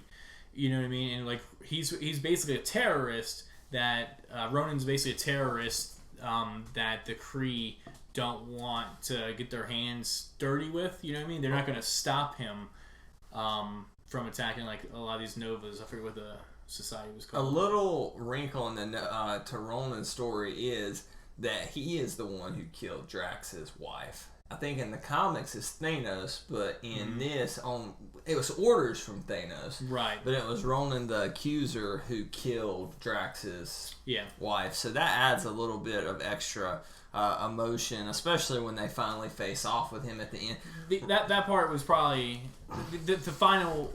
The ending of Guardians of the Galaxy, while cool, was a little lackluster. Yeah, it was. Ronan just got blown up. Ronan reminds me of Lord Zed. He shows up, he looks badass, he looks a lot more threatening and imposing than he actually is throughout the course of the movie, as kind of Lord Zed was not, through the course of the series. Yeah, I mean, he did really cool things, but he was just taken out so quickly and... Yeah. They were marginalized rather quickly, both those characters. I mean, Zed by Rita kind of, I don't want to say dumbing him down, but she definitely kind of supplanted him. Yeah. And then, of course, Ronan, just by the way they kind of thwart his efforts at the end of that. So Ronan, kind of, I'll rate him good and a half. Okay. I was rating him. What would you rate him? Good and a half sounds all right. I love rating people. Nebula. Yeah. This is an interesting one called starts out a villain, kind of has a redemption story, much like Winter Soldier. And I thought she was much stronger in the second Guardians film than she was the first film, played by Kieran Gillen, who was known for being a companion on Doctor Who. Yep. I'm not a Who guy. I don't think you're considering Whovian, yourself a Whovian either. But she was, I would say she was great in the first film, and her redemption is even better. So, and just her look is so, the prosthetics is really organic. That's one of the first things in when I was watching Guardians 2, is there's a couple scenes really early on. I'm like, okay, I'm like, we're getting a closer look at this character, which I like a couple times rewatching the first one. I'm like, I want her to just stand still for a minute. I can kind of take in like a lot of the costume design and makeup. It's practical. So much of it's practical. It's not CGI'd onto her. So I think she's great. I really do. I think you like her a little better than I do, though. I feel like she was just kind of Ronin-ish in the first one as well. Like, she's really cool looking, doesn't really do much. She gets blasted as a joke at one point by Drax. She was almost like that swordsman in the Indiana Jones film. So in the second one, and then she's very borderline comic relief in Guardians 2. I don't know about she has a lot of lines that are just like, that are joke lines. Maybe not comic relief, but she says a lot of things that are... I'll have to pay more attention to that next time I watch. I mean, you just saw it, so it's a lot more fresh on your mind. That's not necessarily a bad thing, though. She doesn't come across as super badass yet. Yeah. But I'm interested. I'm invested in her and Gamora's story. This hatred for Thanos. Yes, it's a great story, which I think a lot of the MCU villains lack. You get their story, and it's just kind of one note, and let's get to fighting them is what it feels like, which I think is troublesome. Red Skull, we mentioned earlier, Hugo Weaving. This just didn't hit for me. It wasn't bad, but it wasn't as iconic as it should have been. And that first Captain America, I thought it was a good movie. But the two movies that follow, and it's almost unfair because these are almost like Avengers films. Yeah. But especially Civil War, I thought they were more. They were epic films, and I don't know. I just feel like something was off about that dynamic. How'd you feel about it? I really liked him. You really like him? I'd say he's a good villain when he should have been an epic villain. Yeah. I mean, I think he was a great, just because he was, I don't know, he was very interesting. They got the look right. They definitely he looked fantastic. Hugo Weaving did a good job of like this sort of like madman type thing. He does suffer from that problem of he's basically evil for evil's sake. Yeah, you know what I mean. But I liked him. I liked him better at the end of the film when they're having that scene on that plane that I did. Or everything kind of leading up to like the climax of the film, like not necessarily throughout most of the other parts of the film. He's always one I've wondered, will they do something more with him down the line? And so far they haven't went there. Well, I think it's more Hugo Weaving, right? He's kind of done with the whole thing. Or maybe they bring in his daughter, Sin. That could be cool. Anyway, I thought it was a sin that Red Skull was used as less as he has been. Yeah, a sin, if you will. All right, so Hela. I don't remember Hela. Who? So I think she was in Thor: The Dark World. Do you remember her? Was she? I was thinking of the... Who am I thinking of from the... Oh, no, that was an ally. Hela from the... I really don't recall who this is. Yes, I'm gonna say that's crap. So that's sad because that's one of the few female villains on the list. You'll have to speak on this next one, Dormammu. That was Doctor Strange. I haven't seen Doctor Strange because one time my dog broke glass in my home and we had to go home and we got a voucher. The next time we left because Evan had a heart attack. So I'm like, this movie's jinxed. I've kind of been afraid to go back to it. I'm going to watch it this summer. Okay. So, tell me about Dormammu. Don't spoil it for me, but, I mean, what's he better than average? I think he's more memorable for how Doctor Strange foils him than so much for he himself. Apparently, it's a big deal when he goes to him and says, I come to broker a deal. That's a line that's like quoted in a lot of memes and things on Facebook, and I'm like, dang, I missed out on this part of the zeitgeist, if you Yeah. will. And I will. Yeah. Oh, this is fun. Okay. I won't. What would you rate him? Because I can't.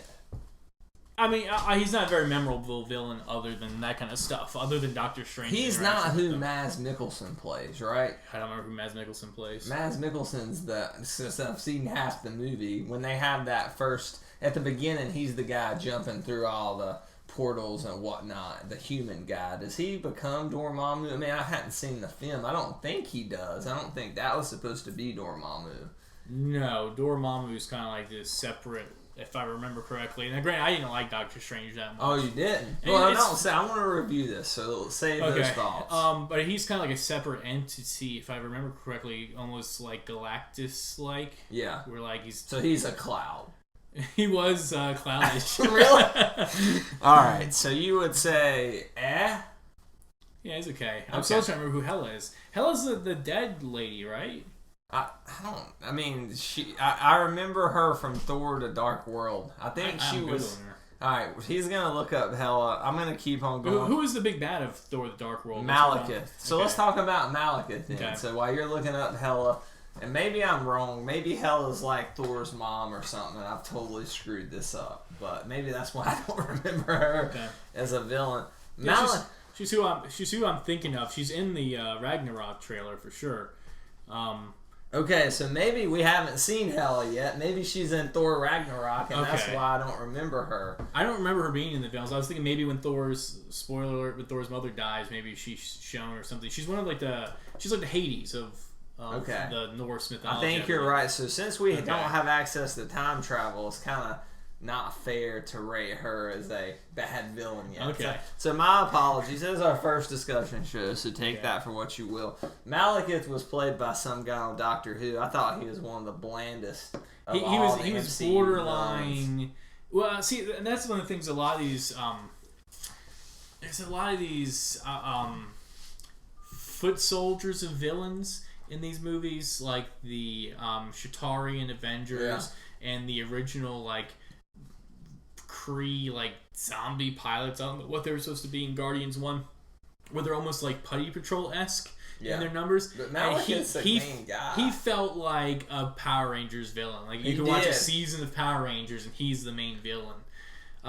It started out interesting. Like he's like this with dark the ether and all that stuff. Exactly, yeah. And he's like he has these high aspirations, and he's this ancient evil type deal, or maybe it's more so the ether, but yeah, he really doesn't do much. I mean, I'm rating him as crap here. Yeah, the movie evolves into being more about Thor and Loki and a little bit about Thor and Jane. Yeah. So he's really pretty second fiddle. This is one we mentioned. Third fiddle. We forgot to mention upper echelon. Baron Zemo is epic. Even though they don't refer to him as Baron Zemo. I'm not going to tell if you're being sarcastic or not. No, I do. A lot of people really crap on him. I think he was... What? Because people were like, because he didn't have the outfit? I think, maybe it's more his story. Because it's like, some guy just took out the Avengers. Like, that's what made him so special. The fact that he's this mastermind behind all of Civil War, I think people didn't like. He's interesting. I thought it was interesting how they tied into Age of Ultron and stuff. Oh my god, yeah. I think he's one of the better villains, yeah.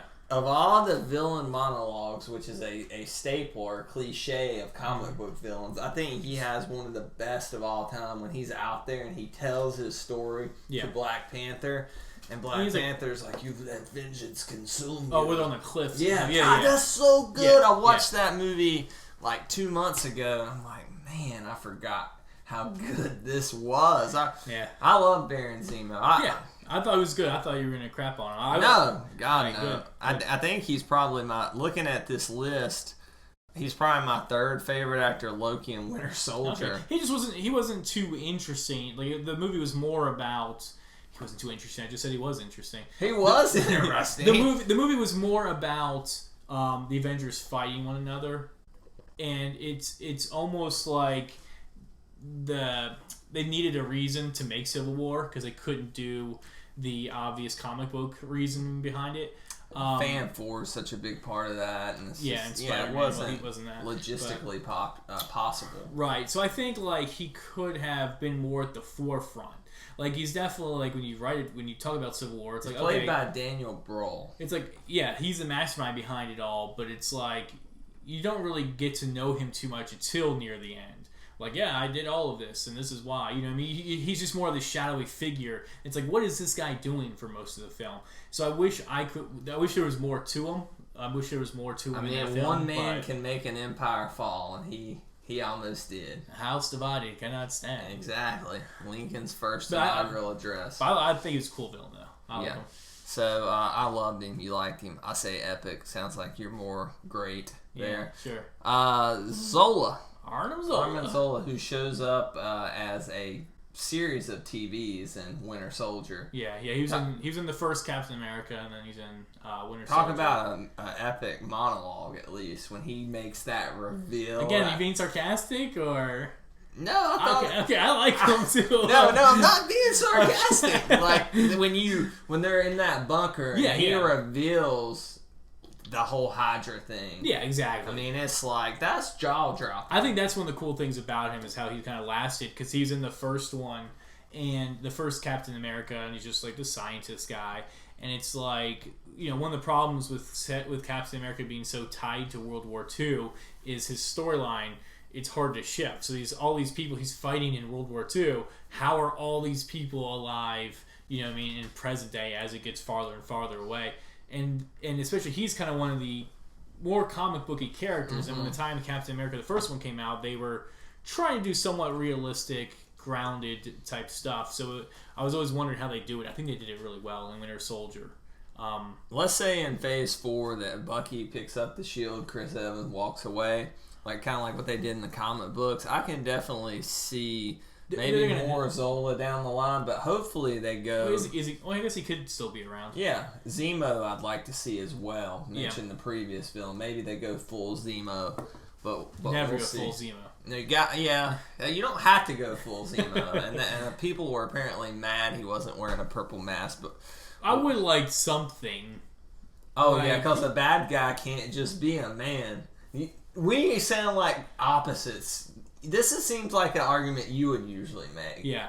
And I just want a reference. Yeah. It's like you wanted to pick up a sword. You haven't seen it but in the Luke Cage TV show, there is a moment where he has like bracers on and like a metal thing. He looks like Power Man. And I think it's definitely done as a are you catching the reference type thing? But I think it's not like weird. It's not like he went to a store and picked up a costume and it was the Power Man costume. It's just like a one-off moment. You know what I mean? Speaking of one-off, let's talk about Wolfgang von Strucker, or Baron von Strucker, or whatever. He was the villain at the beginning of Avengers 2: Age of Ultron. Yeah. I mean... he's a pure plot device. They use him to introduce Scarlet Witch and Quicksilver. They use him as a quick big bad to take down. He was in one of the stingers in one of the movies too, right? Yeah, he was, like I said, the one that introduced Scarlet Witch. One where okay. Which was awesome at the time. Yeah, it was cool. And I don't know, he's a one-note character. He's a and a half character to me. He's borderline. He's technically in the MCU, but that's about it. You know what I mean? I don't really have any sort of affinity for the character itself anyway. I know who he is as one of Captain America's enemies, but I don't really know much of anything about him other than he has like a monocle. Monocles. I love monocles. So let's talk about another Cap villain, Crossbones.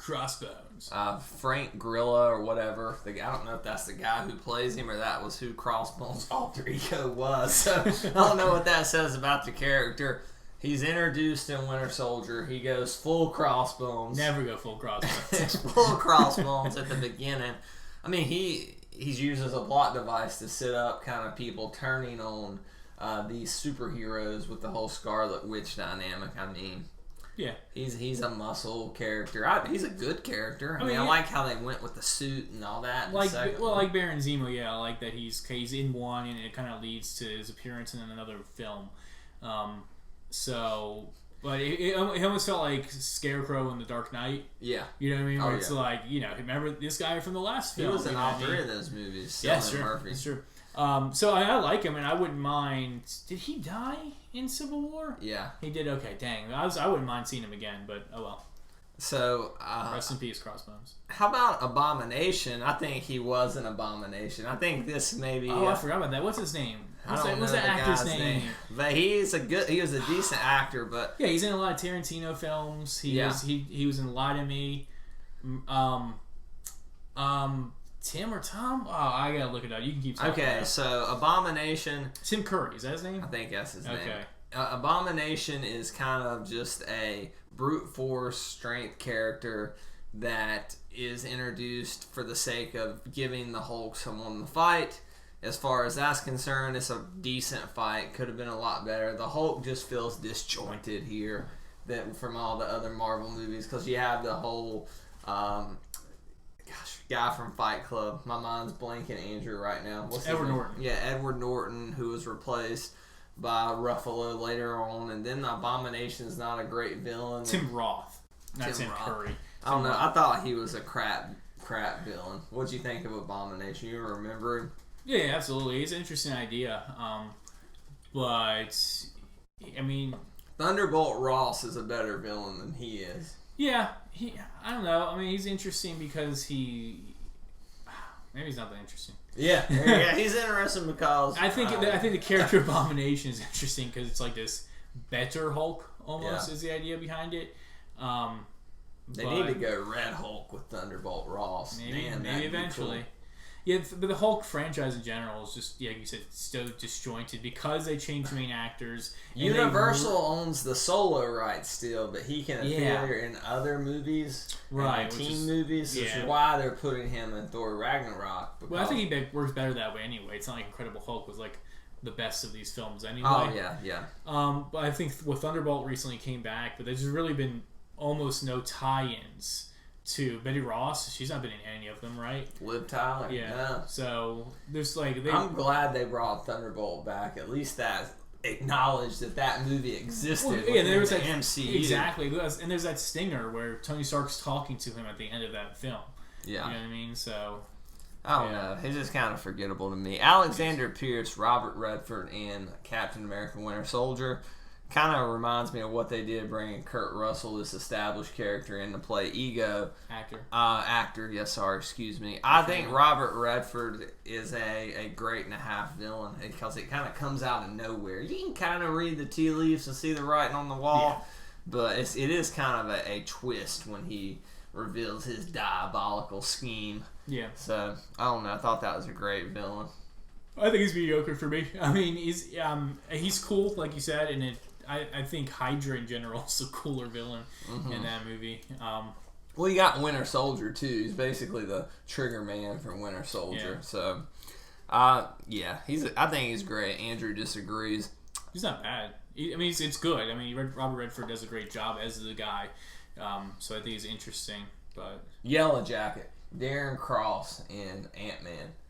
Kind of a thing like with Abomination. Give a set. And this is kind of one of the problems with some of these Marvel villains is it seems like a lot of times they are just a mimic. Yeah, foil or an anti whatever. Yeah, they're the same kind of, like what would have happened if this character chose the wrong side, you know?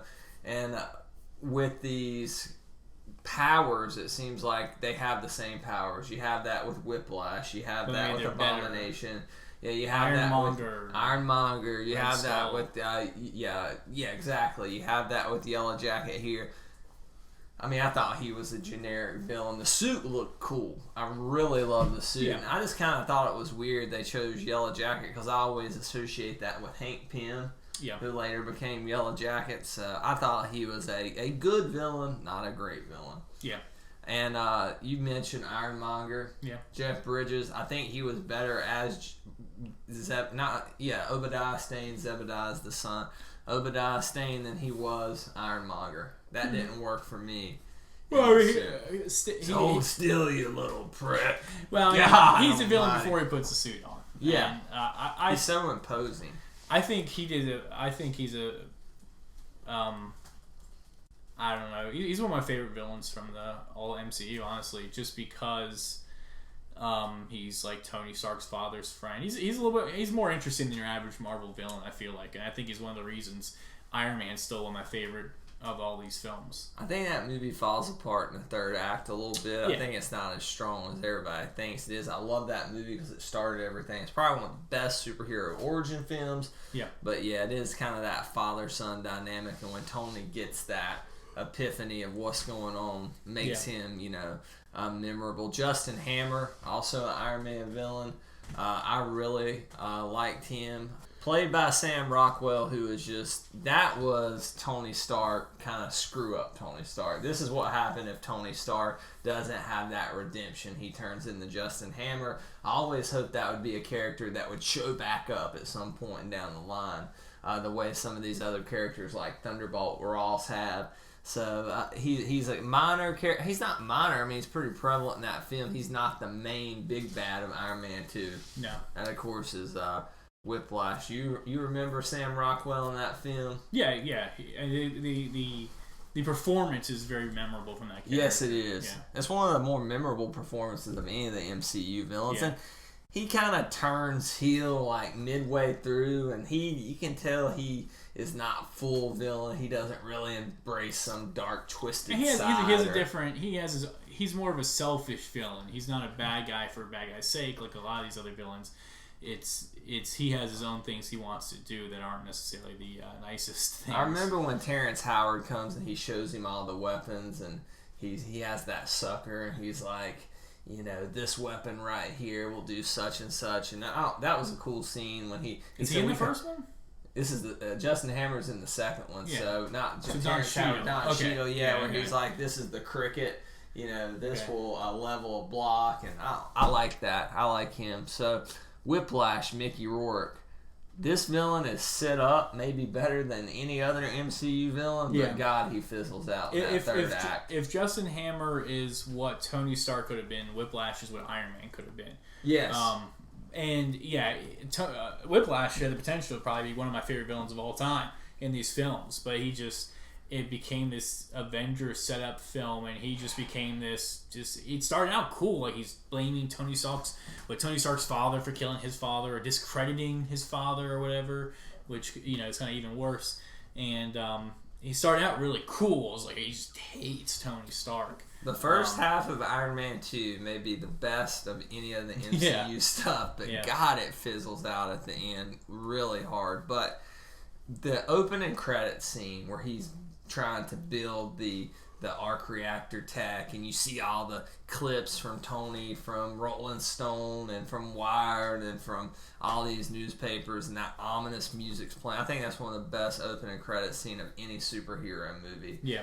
So I really liked how Jon Favreau did that, but unfortunately it became a sit-up movie. It just became muscle at the end, Yeah. Okay, here's one I'm interested to look back on, the Mandarin. Oh my God! How do you judge this? Do you? Well, when you talk about is it Ben Kingsley or is it Guy Pearce? Ben Kingsley, I think, because of that one. There's that scene on one of the DVDs, one of the Marvel shorts, that alludes to the fact that maybe he really is the Mandarin. I don't know. I don't care about the Mandarin from the comics, so I didn't have a big of a letdown. I didn't have an expectation going into that one.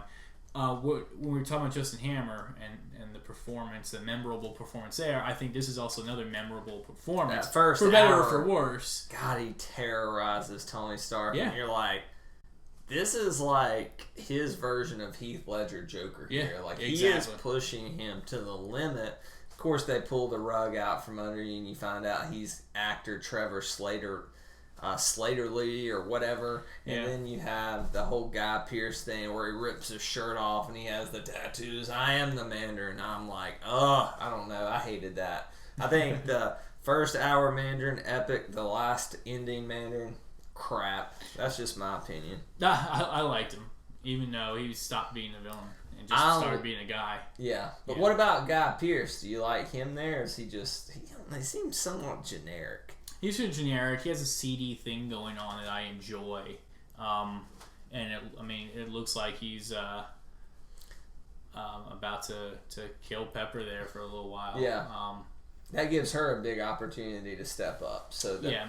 That scene's cool when Tony's going in and out of the suits. That's an epic scene, and I think what should have been an epic film. The movie's more about Tony versus himself, kind of, in a way. That film is, you know what I mean? It's a good Tony Stark movie. It's not a good Iron Man movie. That's how I would classify it. Sure, yeah. So there's other ones here. There's Senator Stearns. There's Laffy the Frost Giant. But let's move on to the TV portion of things. Okay. And I think this is where it gets really good, right? This is where you have the best MCU villains. Again, I haven't seen Iron Fist. Or Luke Cage. I haven't seen Luke Cage, so I can't talk on Cottonmouth. I haven't seen Agents of S.H.I.E.L.D. Okay, you hadn't seen Agents of S.H.I.E.L.D. Cottonmouth's not the only villain in Luke Cage. So. Okay, alright. Okay, let's start with the big one here. Kingpin. Alright, so why does this villain work? Why is it the most successful and it's the go-to best MCU villain because for so many people? It has to do with the medium. It's a TV show, and there's episodes to fill.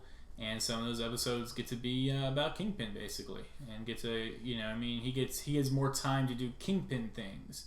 I think any of these other villains from these movies could have been if you had 13 episodes with them. Exactly. I mean, you see what they're doing with Loki. Yeah, exactly. He's so memorable because he shows up over the course of so many films. Right. He gets to evolve and do new things and try new tactics and stuff. Vincent D'Onofrio's performance as Kingpin as well. Yeah. It's just incredible. Looks like Kingpin, sounds like Kingpin. The whole story with his love interest there.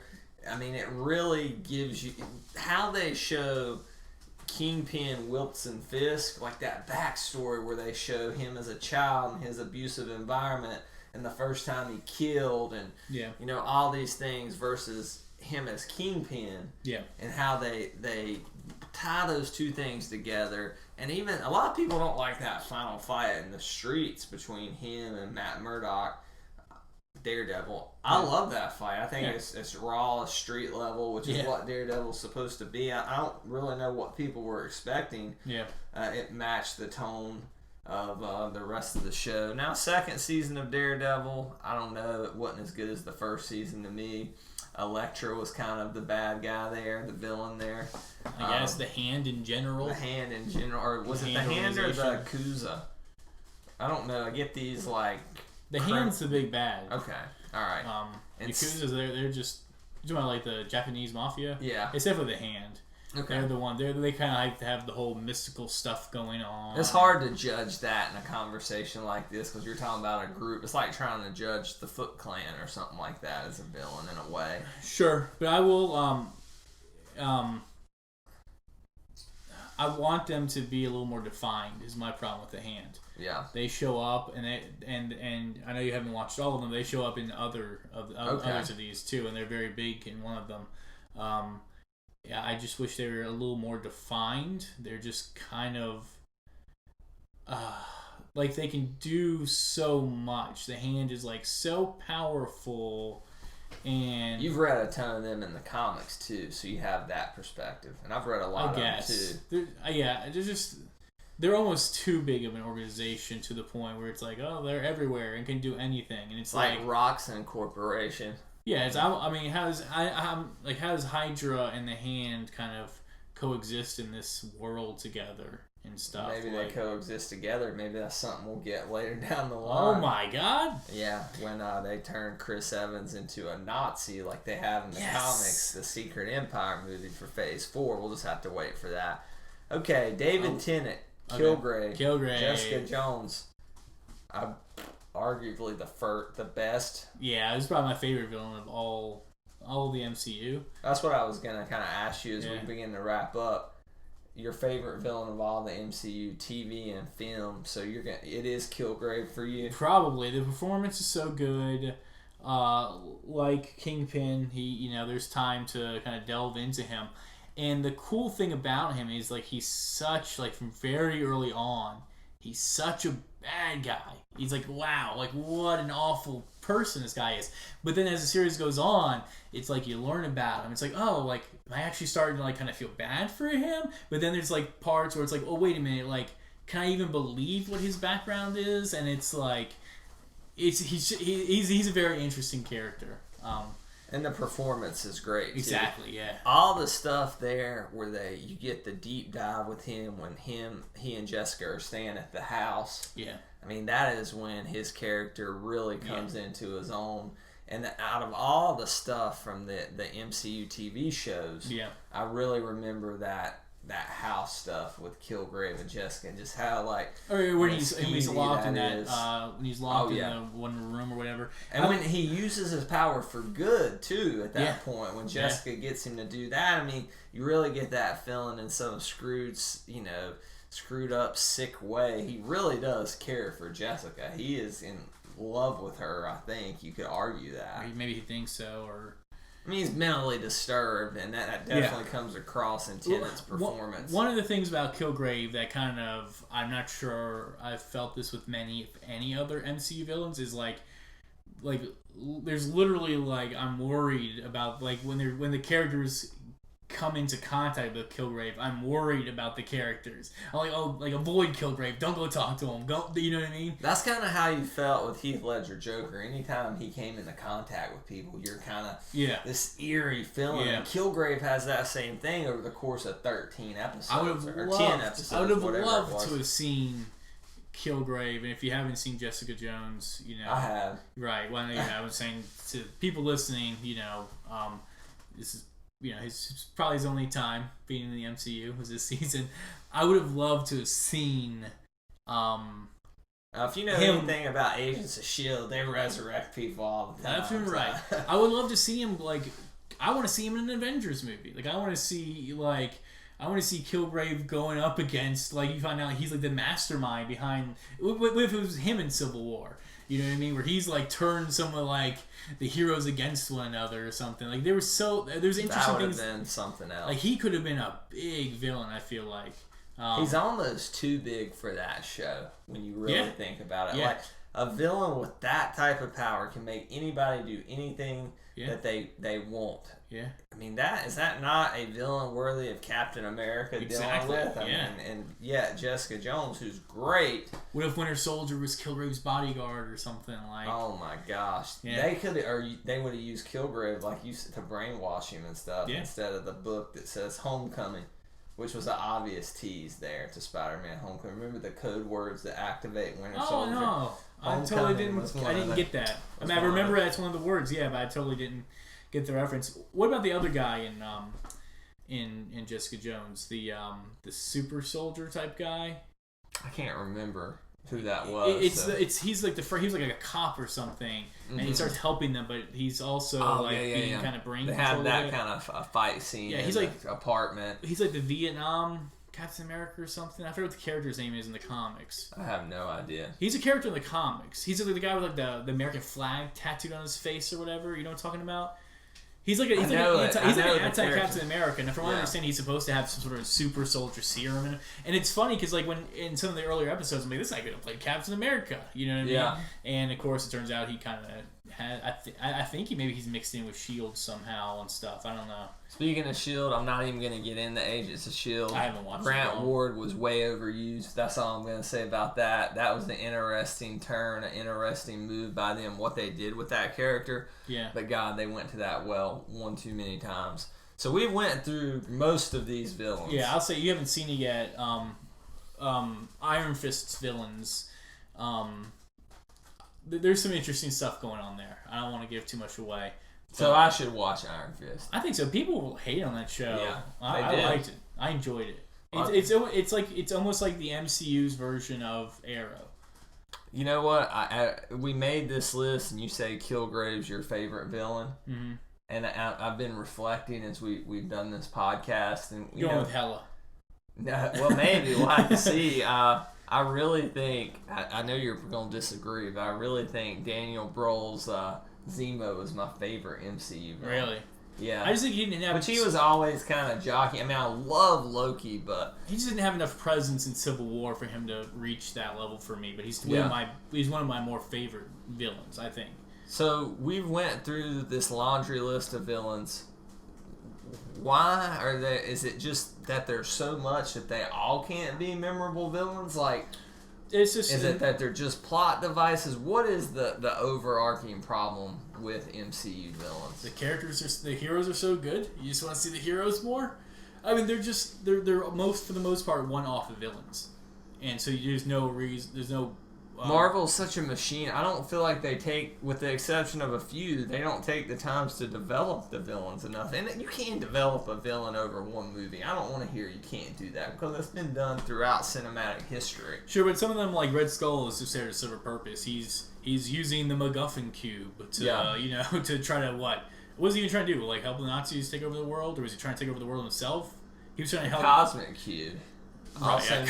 Yeah. I mean, I call it the Cosmic Cube. What do they call it in the MCU? They call it something else. The Tesseract. That's what they call it. Yeah.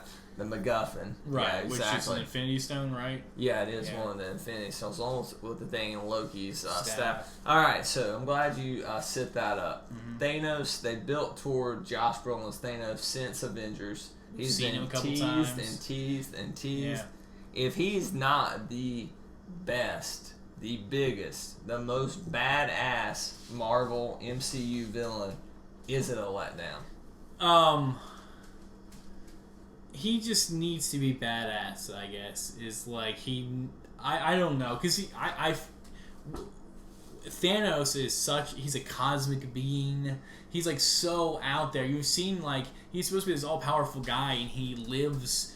His throne room is like a bunch of floating rocks and stuff. Yeah. Like he's just going to be so out there. And if you want to say a lot of these villains are evil for evil's sakes, at least you kind of understand taking over the world, I guess. Like, oh, cool, you ruled the world, and he's fueled by death. Yeah, he's just going to be evil for evil's sake. You know what I mean? Is my fear. I think it's going to be some of these other characters' stories around him, which will make him of note, and the fact that he's been behind all these things to some degree. I think how they're going to establish him. One of the Infinity Stones is in Vision. I mean, we know that from Age of Ultron.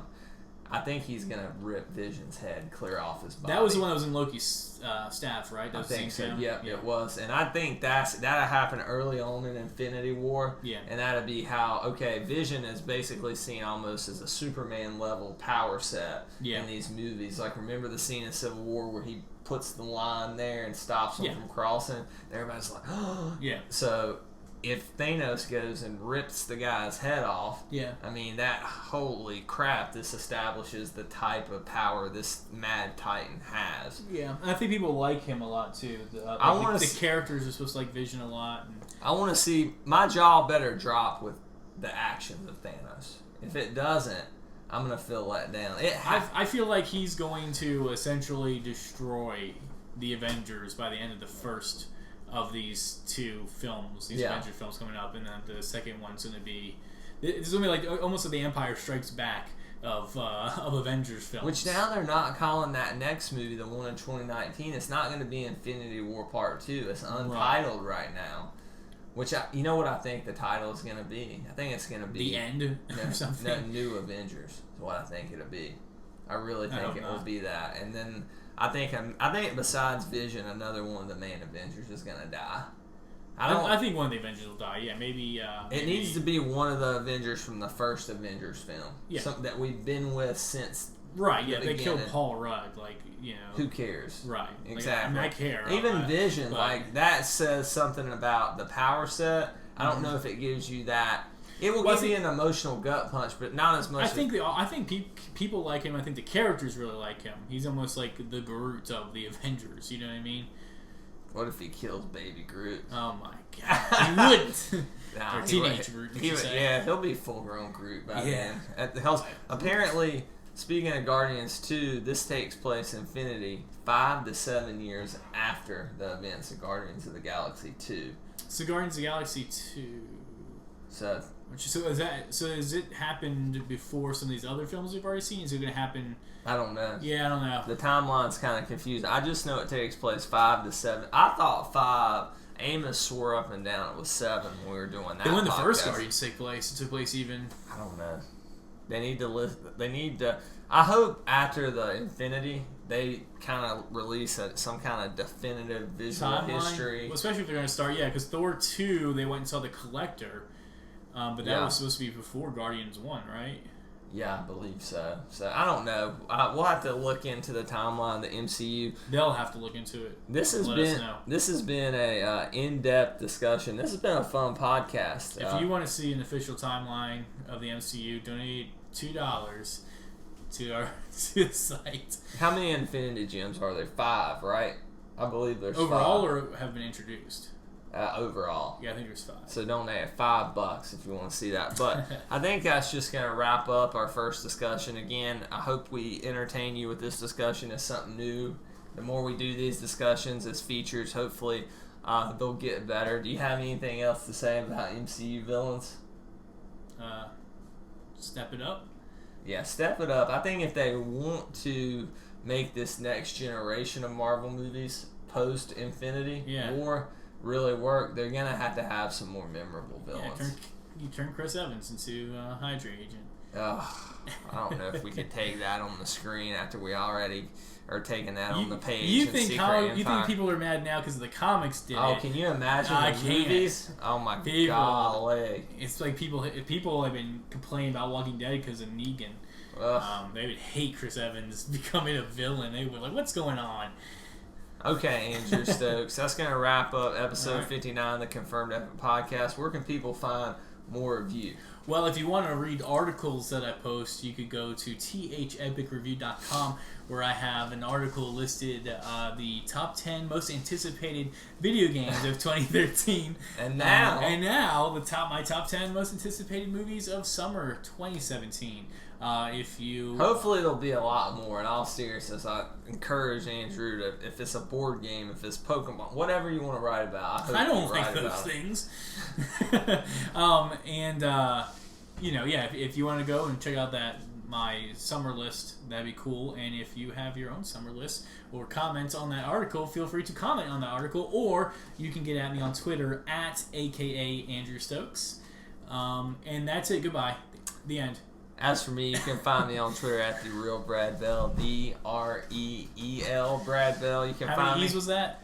2 E's. All right. You can find me at the Epic Review, thepicreview.com. Business has been booming over there. Booming. Find me at Geeks Worldwide. This podcast is featured on the radio network at thegww.com.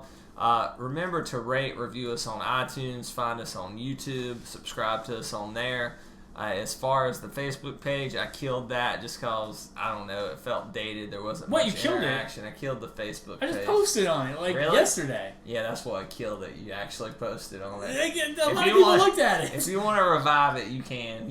Andrew has now been promoted to Facebook director. I didn't delete it, but I quit posting the stuff over there. Oh, that what you mean by killed it? Because I posted on it the other day. I had a problem with my views, photos. it wouldn't let me upload usually I upload a photo to correspond with it. I have some troubles with the mobile site of the Epic Review. Really? Yeah. Well, I don't know how to. I'm having problems. I just don't know how to post when you look at the mobile version of like an article or something. There, especially my list, there's a picture that's associated with the article, but it's just like one of the random pictures I posted in a thing. It's like a random poster from one of the movies, and it's like I don't know how to choose what that picture would be. Yeah. So that's my only issue. Otherwise, it's working fine. Yeah, it's a great website. Go check it out. Go comment. Look for future podcasts. Hack it and post your own articles. Somebody hacked into our podcast the other day. Did they really? Yeah, I was going to tell you this story, but this is the Epic Review's top 10 farts. I was an idiot, and instead of tweeting out that's right, I heard to about watch that. live, I tweeted out the link to join the And some guy called Maybe Ma said, "Hey guys, what's going on?" I'm not sure that's technically hacking. I think that's not. Yeah, you accidentally sent an invite to somebody. Yeah. It was to anybody. Anybody on the internet could have joined. I don't think. Yeah, when you leave your door unlocked, you don't expect people to come in. But it's not like they busted the door down. We didn't have that problem here because we were live and in person. In person. Yeah, it's been a pleasure, my friend. I hope there's a lot more of these to come especially over the course of the summer. Yep. And until next time, from the Hollywood foothills of North Carolina, we are out.